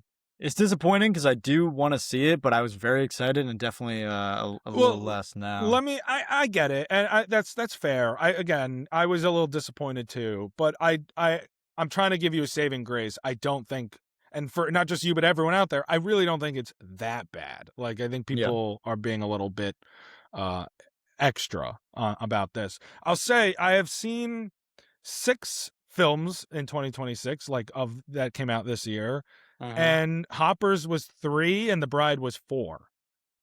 Okay. So there were 2 more Yeah. I liked. There were 2 films that I liked more than both of this weekend's releases, and 2 that I liked less.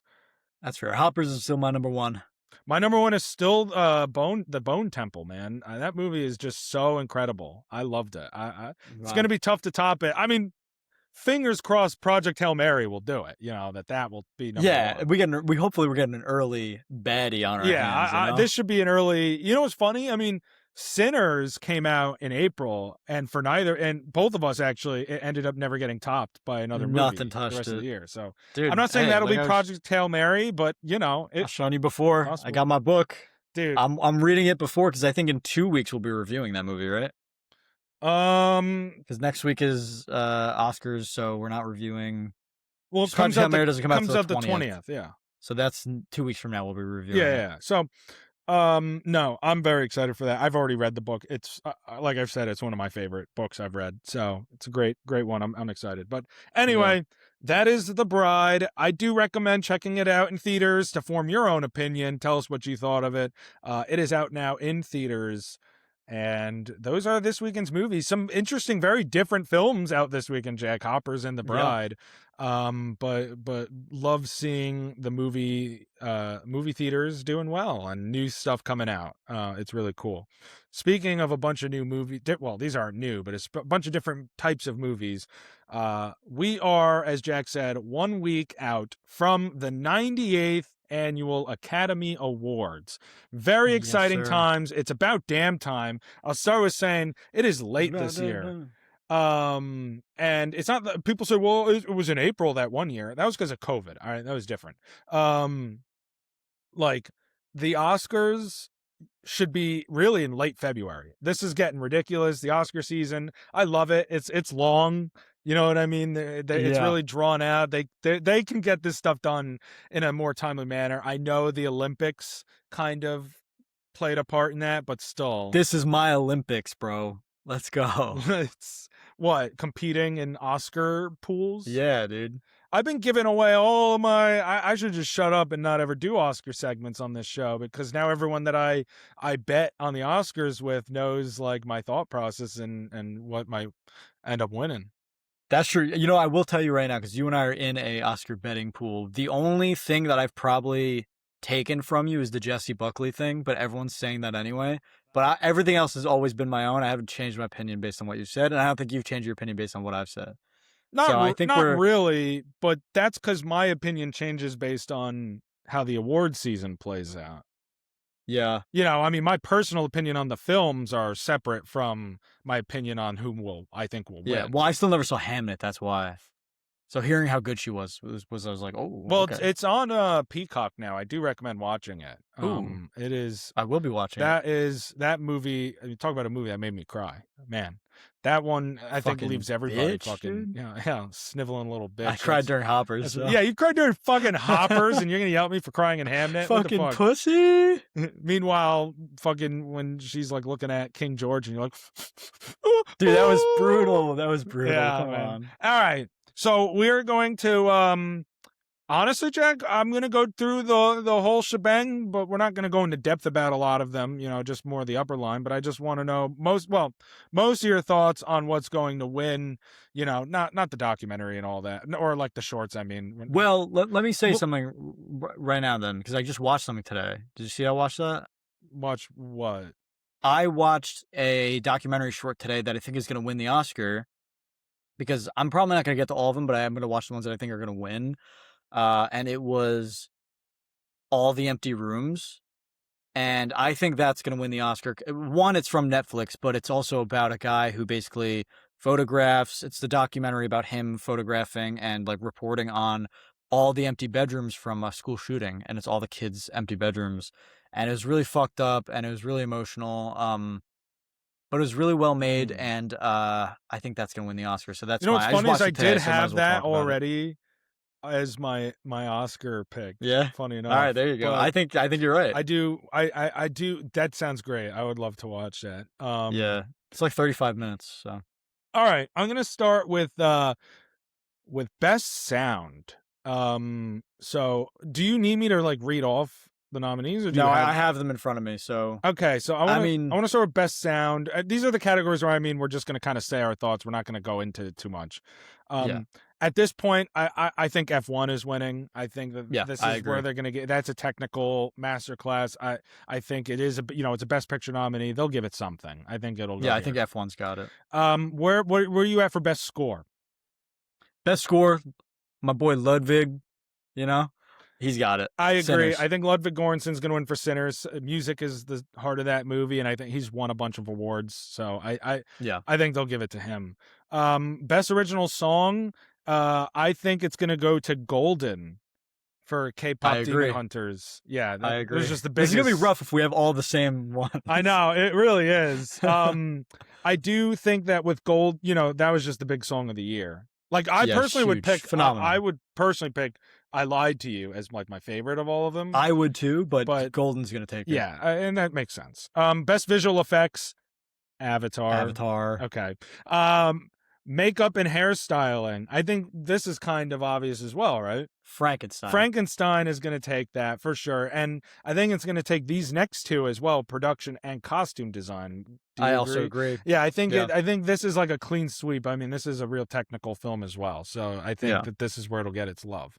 I thought maybe Hamnet could go costumes, or Sinners, but I think Frankenstein's just barely above them for that. Yeah, I especially see it for Sinners and Hamnet. You're right, absolutely. I just want to say, since we're on it super quick anyway, I still can't believe Avatar got nominated in this category. Costumes, Yeah, that's Avatar. insane. I mean, and this is the least human Avatar there is. So it's just like the Na'vi wearing fucking like The whole film is G-strings? Like, what? CGI. It's just Like, they're ridiculous wearing to nothing. me. I guess there's still a costume design, even though it's CGI, I guess. But I don't know. I think it's. But they don't physically make the costumes though. I mean, they do for like the humans, So but there's I mean, barely I humans in agree. it. So like, but what is the pure definition of costume design for the Academy then? You know? Yeah, what I don't mean? know. Like, can you CGI a costume? I guess, But they're I don't know. wearing because they're wearing. special I mean, you've effects, seen it. then. They're wearing the like Just the mocap. mocap suits. Yeah. Yeah, so they're not even wearing the fucking G-strings that they wear. What are they called? Jeez, God damn. I can't think of what it's called. The sash, Navi whatever? strings. I Yeah, don't- yeah. Yeah, man. So anyway, but Frankenstein's gonna win those. Yeah. Best editing. I'm going One Battle. Yeah, I agree. I think that this is going to win best editing. I think it's pretty deserving. It's very well edited. I think Sinners Yeah. could win here too, but Sinners was right there for me. they both. I don't know if Ace has already happened, which is like the top, editing guild award, because you know how Oh. like do you know how the Academy votes on these? I assume they just like click a button that says like I Well, vote for this no, one. I mean, yes, literally that's how they do it. But I mean, like Yeah. how it works is, you know how there's like branches, like guilds. There's like producers, there's directors, there's Yeah, actors, yeah. there's editors and writers. They all vote like on their sections. There's crossovers and stuff, but they vote on like guild access to different, categories, and you have to like watch the movies, or now they say you have to. But anyway, Yeah. We finally have to watch the movies even though they before don't. voting. Yeah, I know that's a whole other topic. So dumb. And then everyone votes best picture at the end, if of Okay. the Academy members. So that's why, I'll follow along these precursors, because it's like a large percentage of the voting body, in some of these categories that Yeah, they cross share over, the same right. people. So anyway, but editing splits into two. So I think Sinners and One Battle both took editing prizes. So, I'm going to go One Oh, Battle. yeah. I think that that's going to take it here. Agreed. This is the first one where there could be some debate of the winner. I do think everything we've said at this point, we're all like, yeah, all right.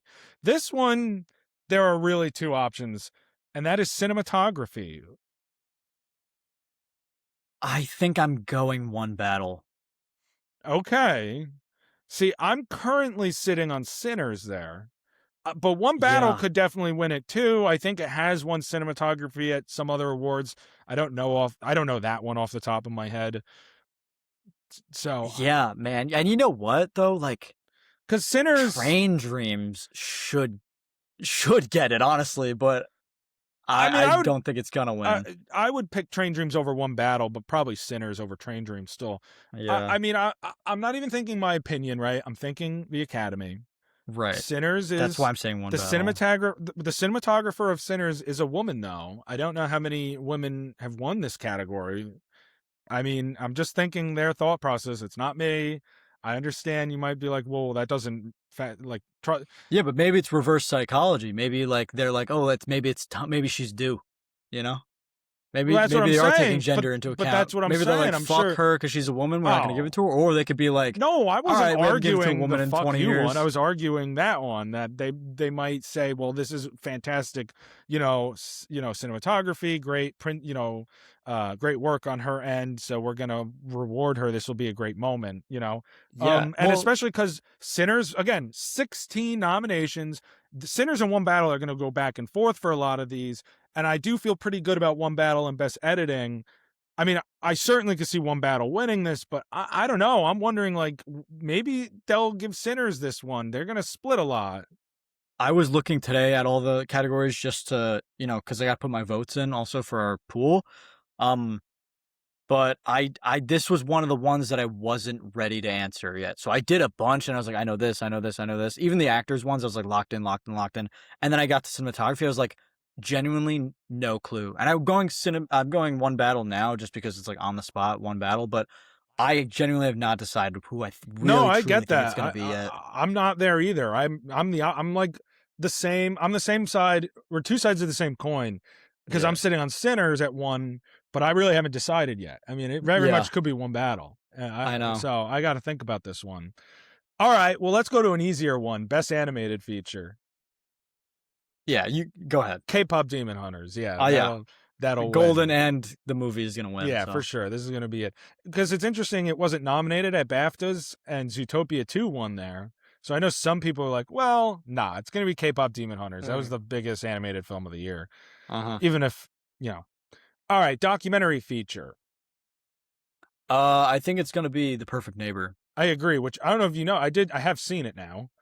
Oh, you watched I it? did watch it. I Yeah, thought pretty it, fucked up, right? yeah, it is. I mean, I thought it was a really good documentary. Obviously, the story's really fucked up, and I think presenting this kind of racial, tension within our community still, and the inability to create justice for our communities that the police and the system have.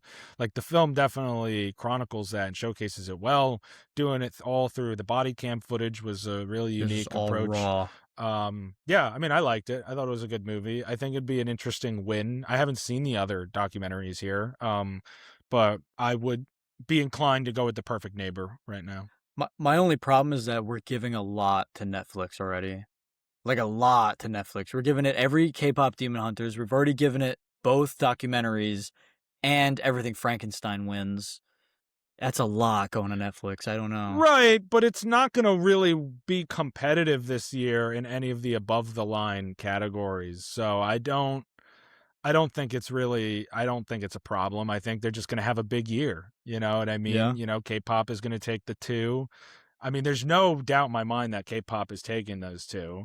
And then, I mean, there really is no doubt in my mind that Frankenstein is going to take those three. So yeah, I I mean, agree, but I'm just wondering what both documentaries could be, because I think it's going to be those, but I've only ever seen those. I haven't seen the other ones. you're right. With documentary, that's the one where maybe they go somewhere else besides Netflix. You're right. And Netflix won last year's documentaries too, or at least one of them. Oh yeah. So I didn't. All right. Well, we'll see. But right now, that's still where I'm sitting at. Yeah, me too. What do you think is going to win Best International Feature? I'm going The Secret Agent, which I still have yet to see. Okay, I'm currently saying sentimental value. Because The Secret Agent, it did win Best International at the Golden Globes. That was a huge moment, and Wagner Moura won Best Actor. Uh-huh. However, I just think that sentimental value, the Academy seemed to really love it. It got a lot of nominations at the on nomination morning.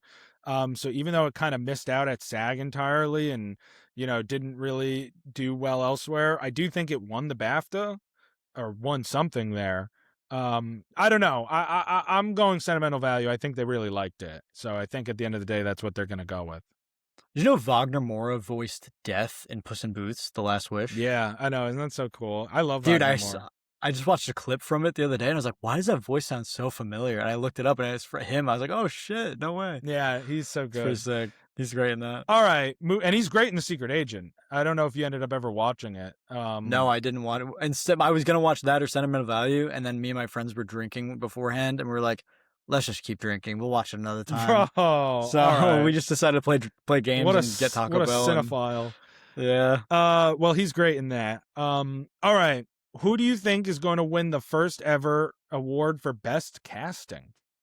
Sinners got it. Yeah, I agree. That's I locked. think that's pretty solidly going to be Sinners. They won best ensemble at SAG, so I think I feel really good. I already felt pretty good about it, but I feel even better about it now.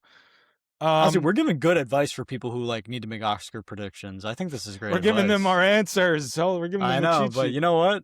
Hey, if you guys lose your all your money because of us, don't blame us. All right, we're not liable. No refunds. Yeah. All right. Who do you think is winning best adapted screenplay? We'll do adapted first. um, Let me go adapted screenplays. Just see. Am gonna go one battle after another. Me too. I think that both screenplays are pretty much locks because they have, and again, I know that this isn't how you approach it, but they have won everywhere this season, so they feel like that's where everyone's, looking at. So Um Hamnet hasn't won a screenplay at all, because I thought no. Hamnet might be able to actually take this one. No, don't think so. I'm trying to remember maybe the Globes because Hamnet.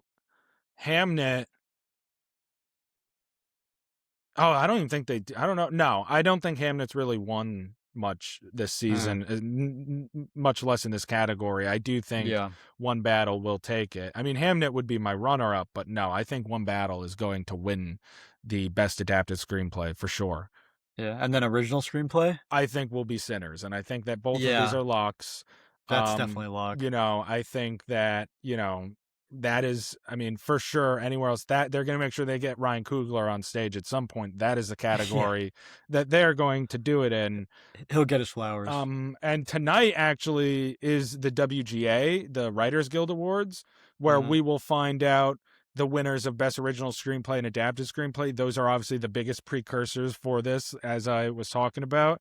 And it is widely expected Sinners in One Battle will win. So this episode will be out after the results of the WGA.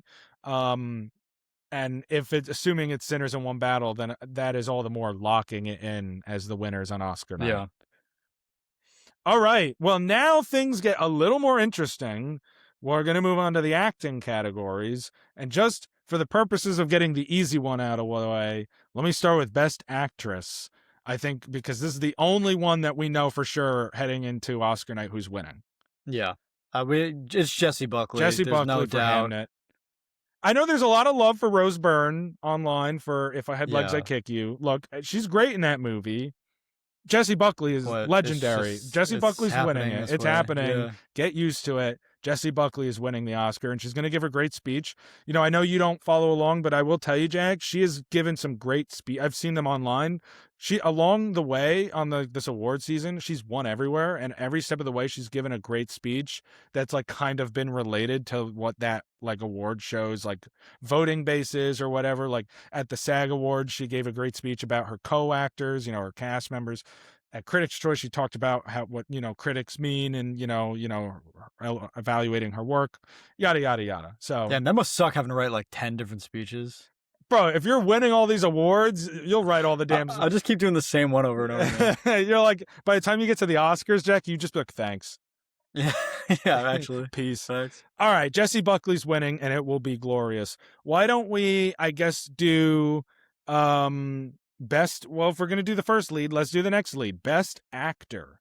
Now, this one is a bit more difficult.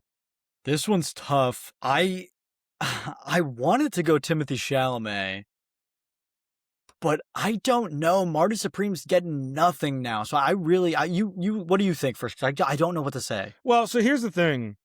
Marty Supreme is like Hamnet. If it's going to win an Oscar, it's going to happen in a lead acting category. Like Hamnet's Yeah, not going to win screenplay, even though its screenplay is deserving. One Battle's going to win, and that's also deserving.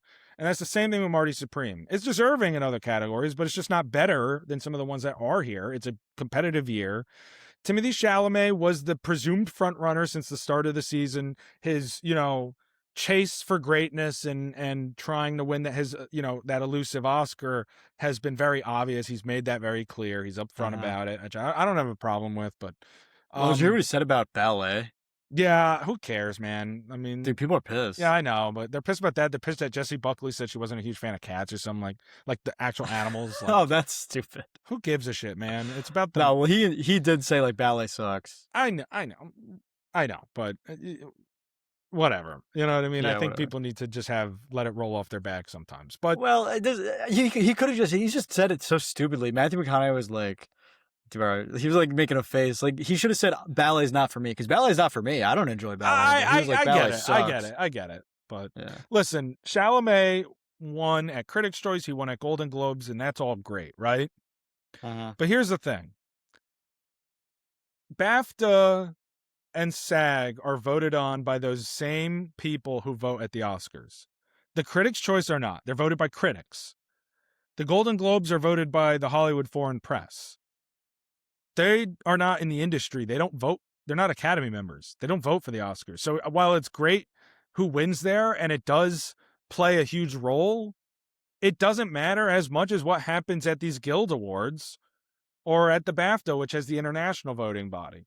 Uh-huh. And Timothée Chalamet did not win at the BAFTA. He lost to someone who's not even nominated for an Oscar. Right. And then he lost at SAG to Michael B. Jordan, who I don't know if you saw when that at least the clip of him winning that, but the room erupted. It was a great applause. It was a huge moment. Viola Davis on stage Oh, was I the one did. who Yeah. handed it to Yeah. him, and it was a big moment. And now Chalamet has lost two big industry awards right before the Oscars. No actor, and let me tell you, because you could say, "Oh, this doesn't matter" or whatnot. I think it does. No actor has ever won Best Lead, or it's been at least a long, long time since someone has won it without winning either of those. At least one of them. Well, I know. That's why I said I wanted to say him, but I think at this point, just based on everything I've been hearing online, everything like that, I'm between Wagner Moura and Michael B. Jordan now. Right. I don't know. Yeah, I've been hearing people giving love for Wagner Moura. It would be a cool win. I mean, certainly if you are predicting The Secret Agent to win Best International Feature, that makes Yeah. more sense that you would predict him to maybe win Best Actor. For me, I'm predicting Sentimental Value. It would be weird for them to not give Secret Agent Best International and then give Wagner Moura Best Actor. So I mean, he So won. you're going Stellan? That's a different category. We're Oh, talking. he's supporting, Yeah, right? he's supporting. Oh, so who are you going I'm for actor? I right now I'm leaning Michael B. Jordan. I mean, That would be pretty here's sick. the thing: Sinners going to win Best Cast, right? So you think it's probably going to win one of these acting awards. It's 16 nominations. It's going to do very well on Oscar night.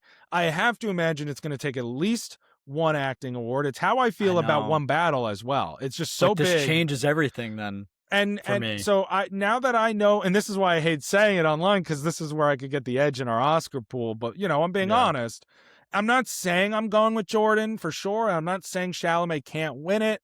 And Wagner Moura, that would be an interesting outside shot. I mean, I don't see that one happening, but Uh-huh. hey, that would be quite a moment. Because he reminds me a lot of Fernanda Torres from last year. Remember for the film Yeah, I'm Still exactly. She Here, won. not the Oscar. Oh, she didn't? I thought she made a speech. That was the Golden Globes. Oh, Right. okay. So, Getting mixed up. and that's what he did. He won at the Golden Globes. He made a really big Yeah. speech, but we'll see if he can do what she couldn't. I'm leaning Jordan. I just think there's a lot of love for him. There's a lot of love for this movie. We talk about actors who are due. He's been around a long time. He's been in a lot of great stuff. He's done so much great work. It could be the moment to honor him. And I think that's the way I'm leaning. I could change. Chalamet is still, I think, technically. Actually, no, I do think the odds have just slipped to Jordan. They're neck and neck. It could go either way. I'm with you. I am leaning towards Jordan, but I'm not finalized in any sort of the way. It's a good race. But see, if I say Jordan, this changes the way I view the other two categories now. The last two categories. Or the last two Okay. acting categories. So because if we talk, so what do you want to move to? Well, I assume. No, I'll let you pick the next supporting category. See which one does you think it affect more? Well, I think if Michael Jordan wins the Oscar, I really want Wunmi Mosaku to win the Best Supporting Actress race, but I think Sinners is gonna get. I think Sinners is gonna get one, and then I don't know if Teyana Taylor is gonna take it if now Sinners gets Best Actor, and then that affects the way who wins the Best Supporting Actor because I thought it was gonna be Sean Penn. I'm just going. So I thought my original choice was Timothy Chalamet wins Best Actor, Wunmi Mosaku wins Best Supporting Actress, Sean Penn wins Best Supporting Actor. But now I'm thinking Michael B. Jordan wins Best Actor, Teyana Taylor wins Best Supporting Actress, and Stellan wins Best Supporting Actor. Where are you at? Sorry, I skipped ahead. I had to connect them all. Okay, we'll start with supporting actress because you focused a little more there. This is this is very much a three-way race right now.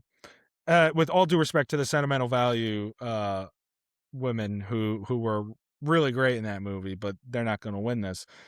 Look, I mean, Wunmi Mosaku, it would be such a great win, and I agree. I think she's a big soul, a part of the film. And before Jordan had a great chance, I also thought she was the best chance for this film to win an acting award. It's not out of the question that it takes two. Sure, I don't feel confident it would take two of the four acting awards.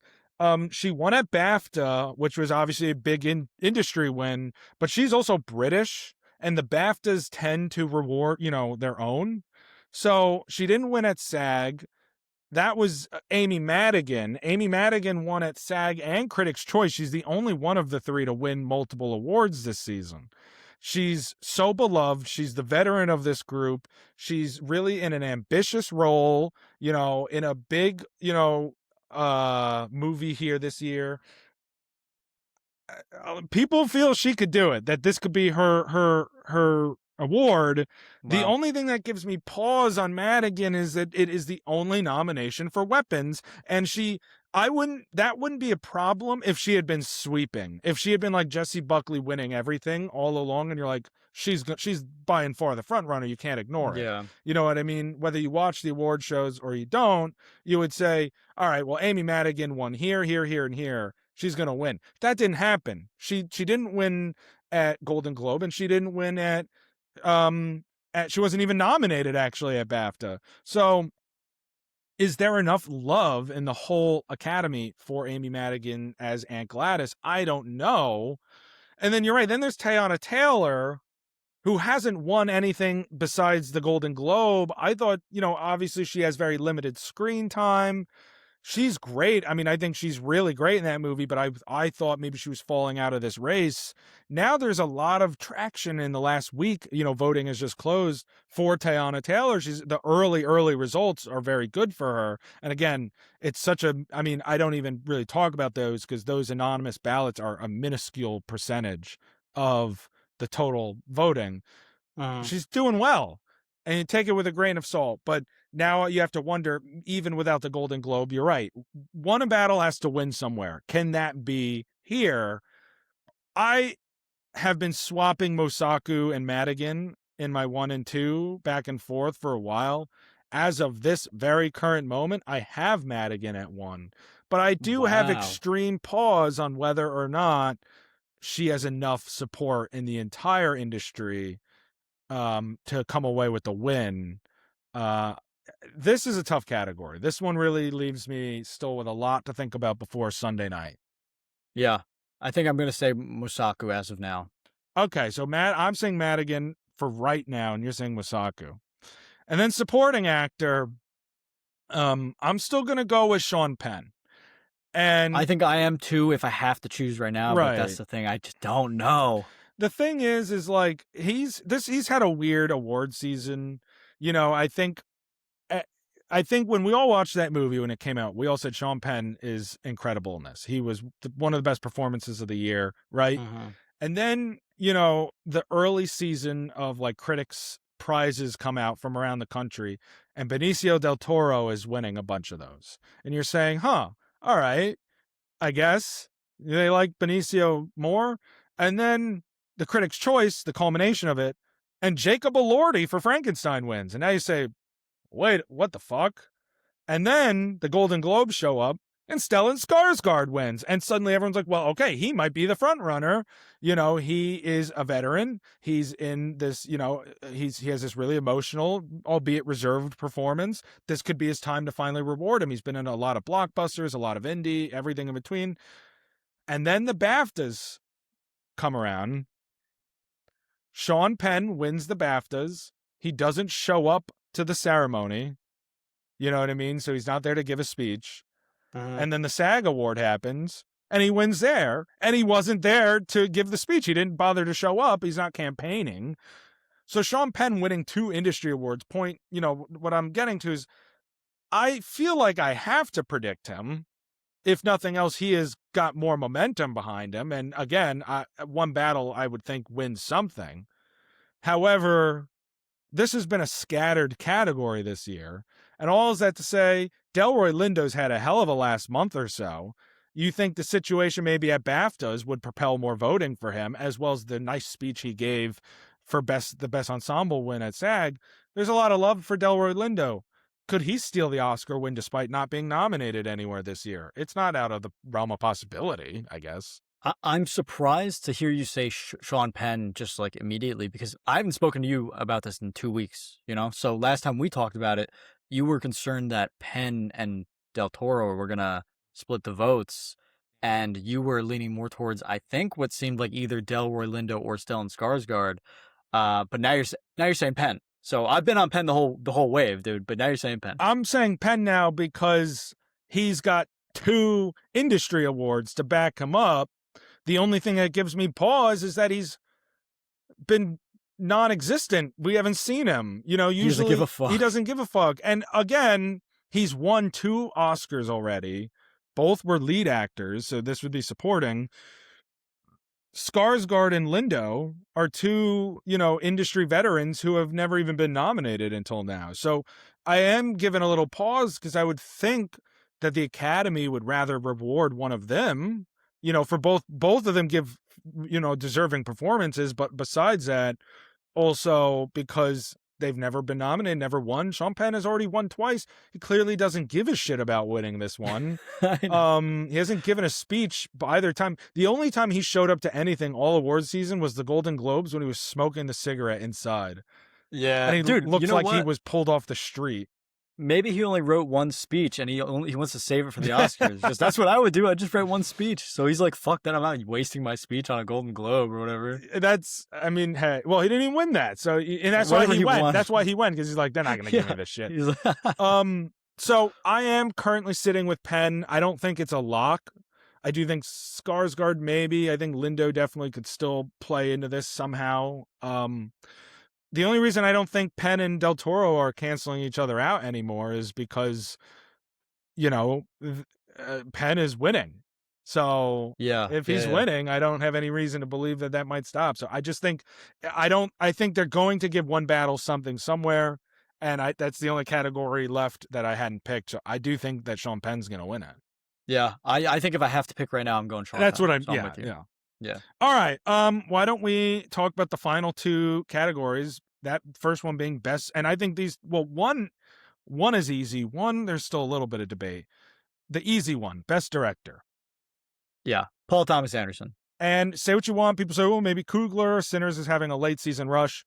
It's PTA's time. He's going to win best director. It's deservedly so. And he's won everything. PGA, DGA, blah, blah, blah. He will win. And it'll be an awesome moment. And then there's the big prize that I wouldn't say is totally wrapped up necessarily. I don't think so. But I do think we have quite a unique race on our hands, and that is Best Picture. I don't know, man. I really don't. So here's the thing. I understand that there is love for Sinners, and I understand that it's getting a late season rush, obviously the BAFTA incident, and then it won big at SAG, and, it's a great movie. But if I'm going to use the award season as my reasoning for my predictions to this point, right? I might as well give the biggest one of all. And that is simply that the package that One Battle is going to come into of wins under its belt on Oscar night is automatically superior to Sinners and feels impenetrable. It won Best Picture at BAFTA, Critics' Choice, Golden Globes, DGA, PGA, and ACE, which is filmmaking and editing. If that is not the film being a done deal for Best Picture, the industry pointing towards that, I'm not really sure what is. So I know that we are looking at this. We're saying there's a race. We're saying Sinners won late. It had big speeches in the middle of Oscar voting, so it's on people's minds. I don't know. I still feel like this is One Battle's award to lose. I've been saying One Battle, and I'm gonna say One Battle right now, but a small part of me, bigger than small, is saying that Sinners has a chance to sneak right in there and take it. But as of now, I'm saying One Battle. There are only 2 movies ever that have won 3 out of the 4 of these precursors, which is DGA, PGA, so the 4 guilds: writers, producers, actors, and directors. Of those 4 guilds prizes, 2 movies have won 3 out of the 4 and lost Best Picture at the Oscars. That's out of 97 Oscars. Those 2 movies were Apollo 13 and Brokeback Mountain. So, I mean, it does not really happen often, really ever, and One Battle has 3 of the 4 with DGA, PGA, and assuming WGA tonight. So, again, I love Sinners. I prefer Sinners as a personal opinion. I mean, my prediction could change on Oscar night, but as of this moment, it feels like it is One Battle's award to lose. Yeah, no, I'm with you on that. All right, so that's our Oscars predictions. Next week, we're very hyped. We'll be covering the Oscars. We're gonna talk winners next week, right? We're gonna talk losers, but I also think we want to just talk about everything, right? That's the whole episode, right? Pretty much. I mean, we're gonna pick a new Bible study film as well, Yeah, but I'm just really I want to talk it's about. gonna be dominated a lot by us just reviewing the show, how the night went and everything. It's gonna be the whole thing. I hope some crazy shit happens that we get to talk about, just because the news is gonna be crazy. I mean, sure, but I don't want them to distract too much from. I mean, this was a good year for movies, and there were some races still, No, but I mean, like little things, like when remember when Oppenheimer won and Al Pacino was like, "My eyes see Oppenheimer," and everyone's like, "The fuck does that mean?" There's usually always something, that the Oscars give us, but and Conan O'Brien's the GOAT, so he's gonna do something awesome. Yeah, always. he's always great, and he was great last year, and I think he'll be even more comfortable doing it this year.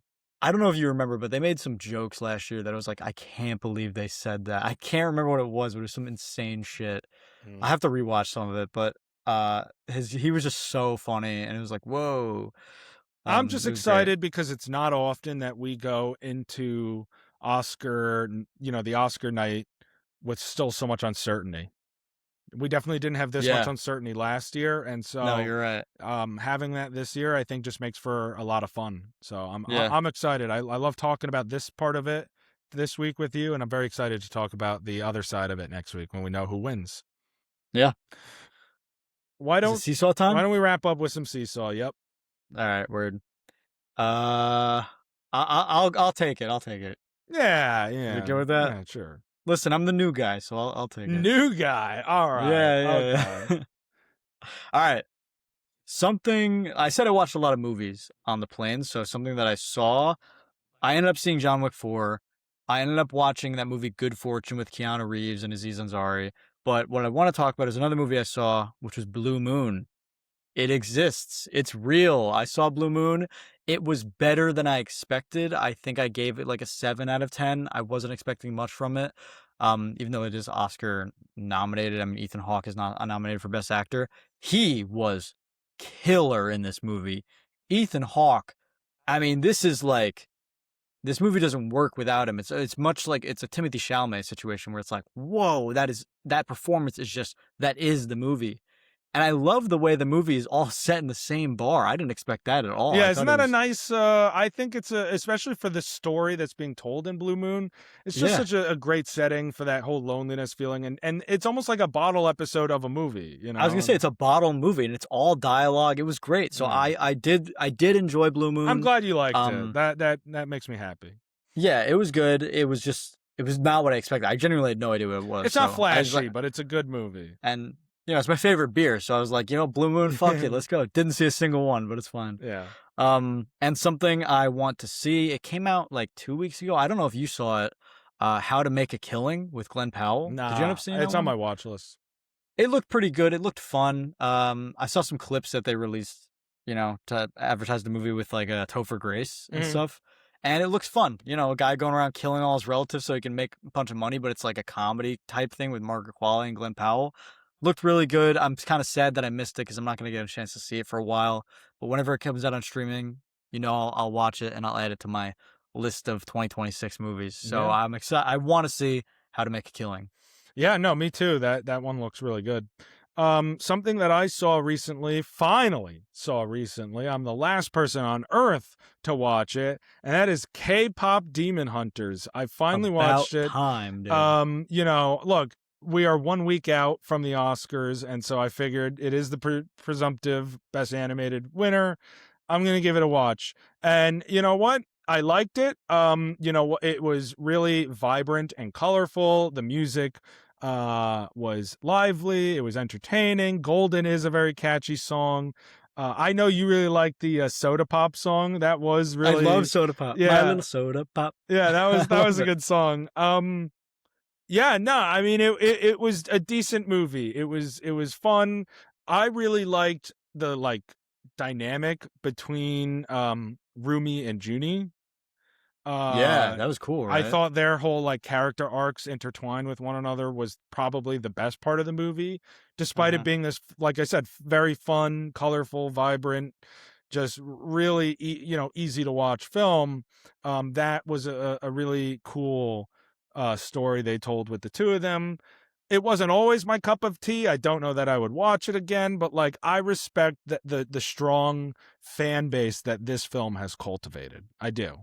I like Um, that little hat the bird wears. yeah, the I like hat the the little bird bird with the wear hat. the little hat the bird wears is adorable. I agree. I love it. And then he was like, "Yeah, I made it for the tiger." What do you mean you made that for the Yeah, tiger? dude. It's a tiny ass hat, And why bro. are you surprised the bird is stealing it? It's perfect for his head. Yeah. Liar. Bird-shaped hat. Come Fucking on, dude. demon line about that shit. We all know you made Yeah, it for the he is a bird. Come on, demon. man, you're a Yeah, demon. facts. Anyway, and then something I want to see is I actually would like to watch the Dirty Harry movies. This is something I know my dad wants me to watch, and it's been something starring Clint Eastwood. These kind of police films that he did. Yeah, there's 5 of them, and it's definitely something that I want to check out. It looks interesting. I always love watching Eastwood act and direct, but yeah, no, I'm curious to dive into this like franchise. I guess this character. It's one of the ones that I never got into before. So Dirty Harry. Those are 2 words that I'd use to describe you. okay, all right. Well, yeah.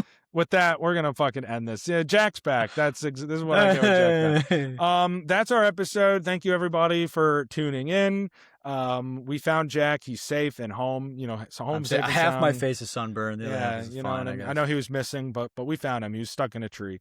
No, but Yeah, everyone, thank you for facts. listening. Please, don't forget to like, share, subscribe, follow, blah blah blah. We're on all this Comment stuff. Bible study numbers Comment 'cause we're Bible picking a study new one numbers. next We're, week. we're picking one out of this bad Larry next week. Yeah, we are. And we will be reviewing that one. And yeah, that's about it. Love you guys, and see you next week. Sayonara.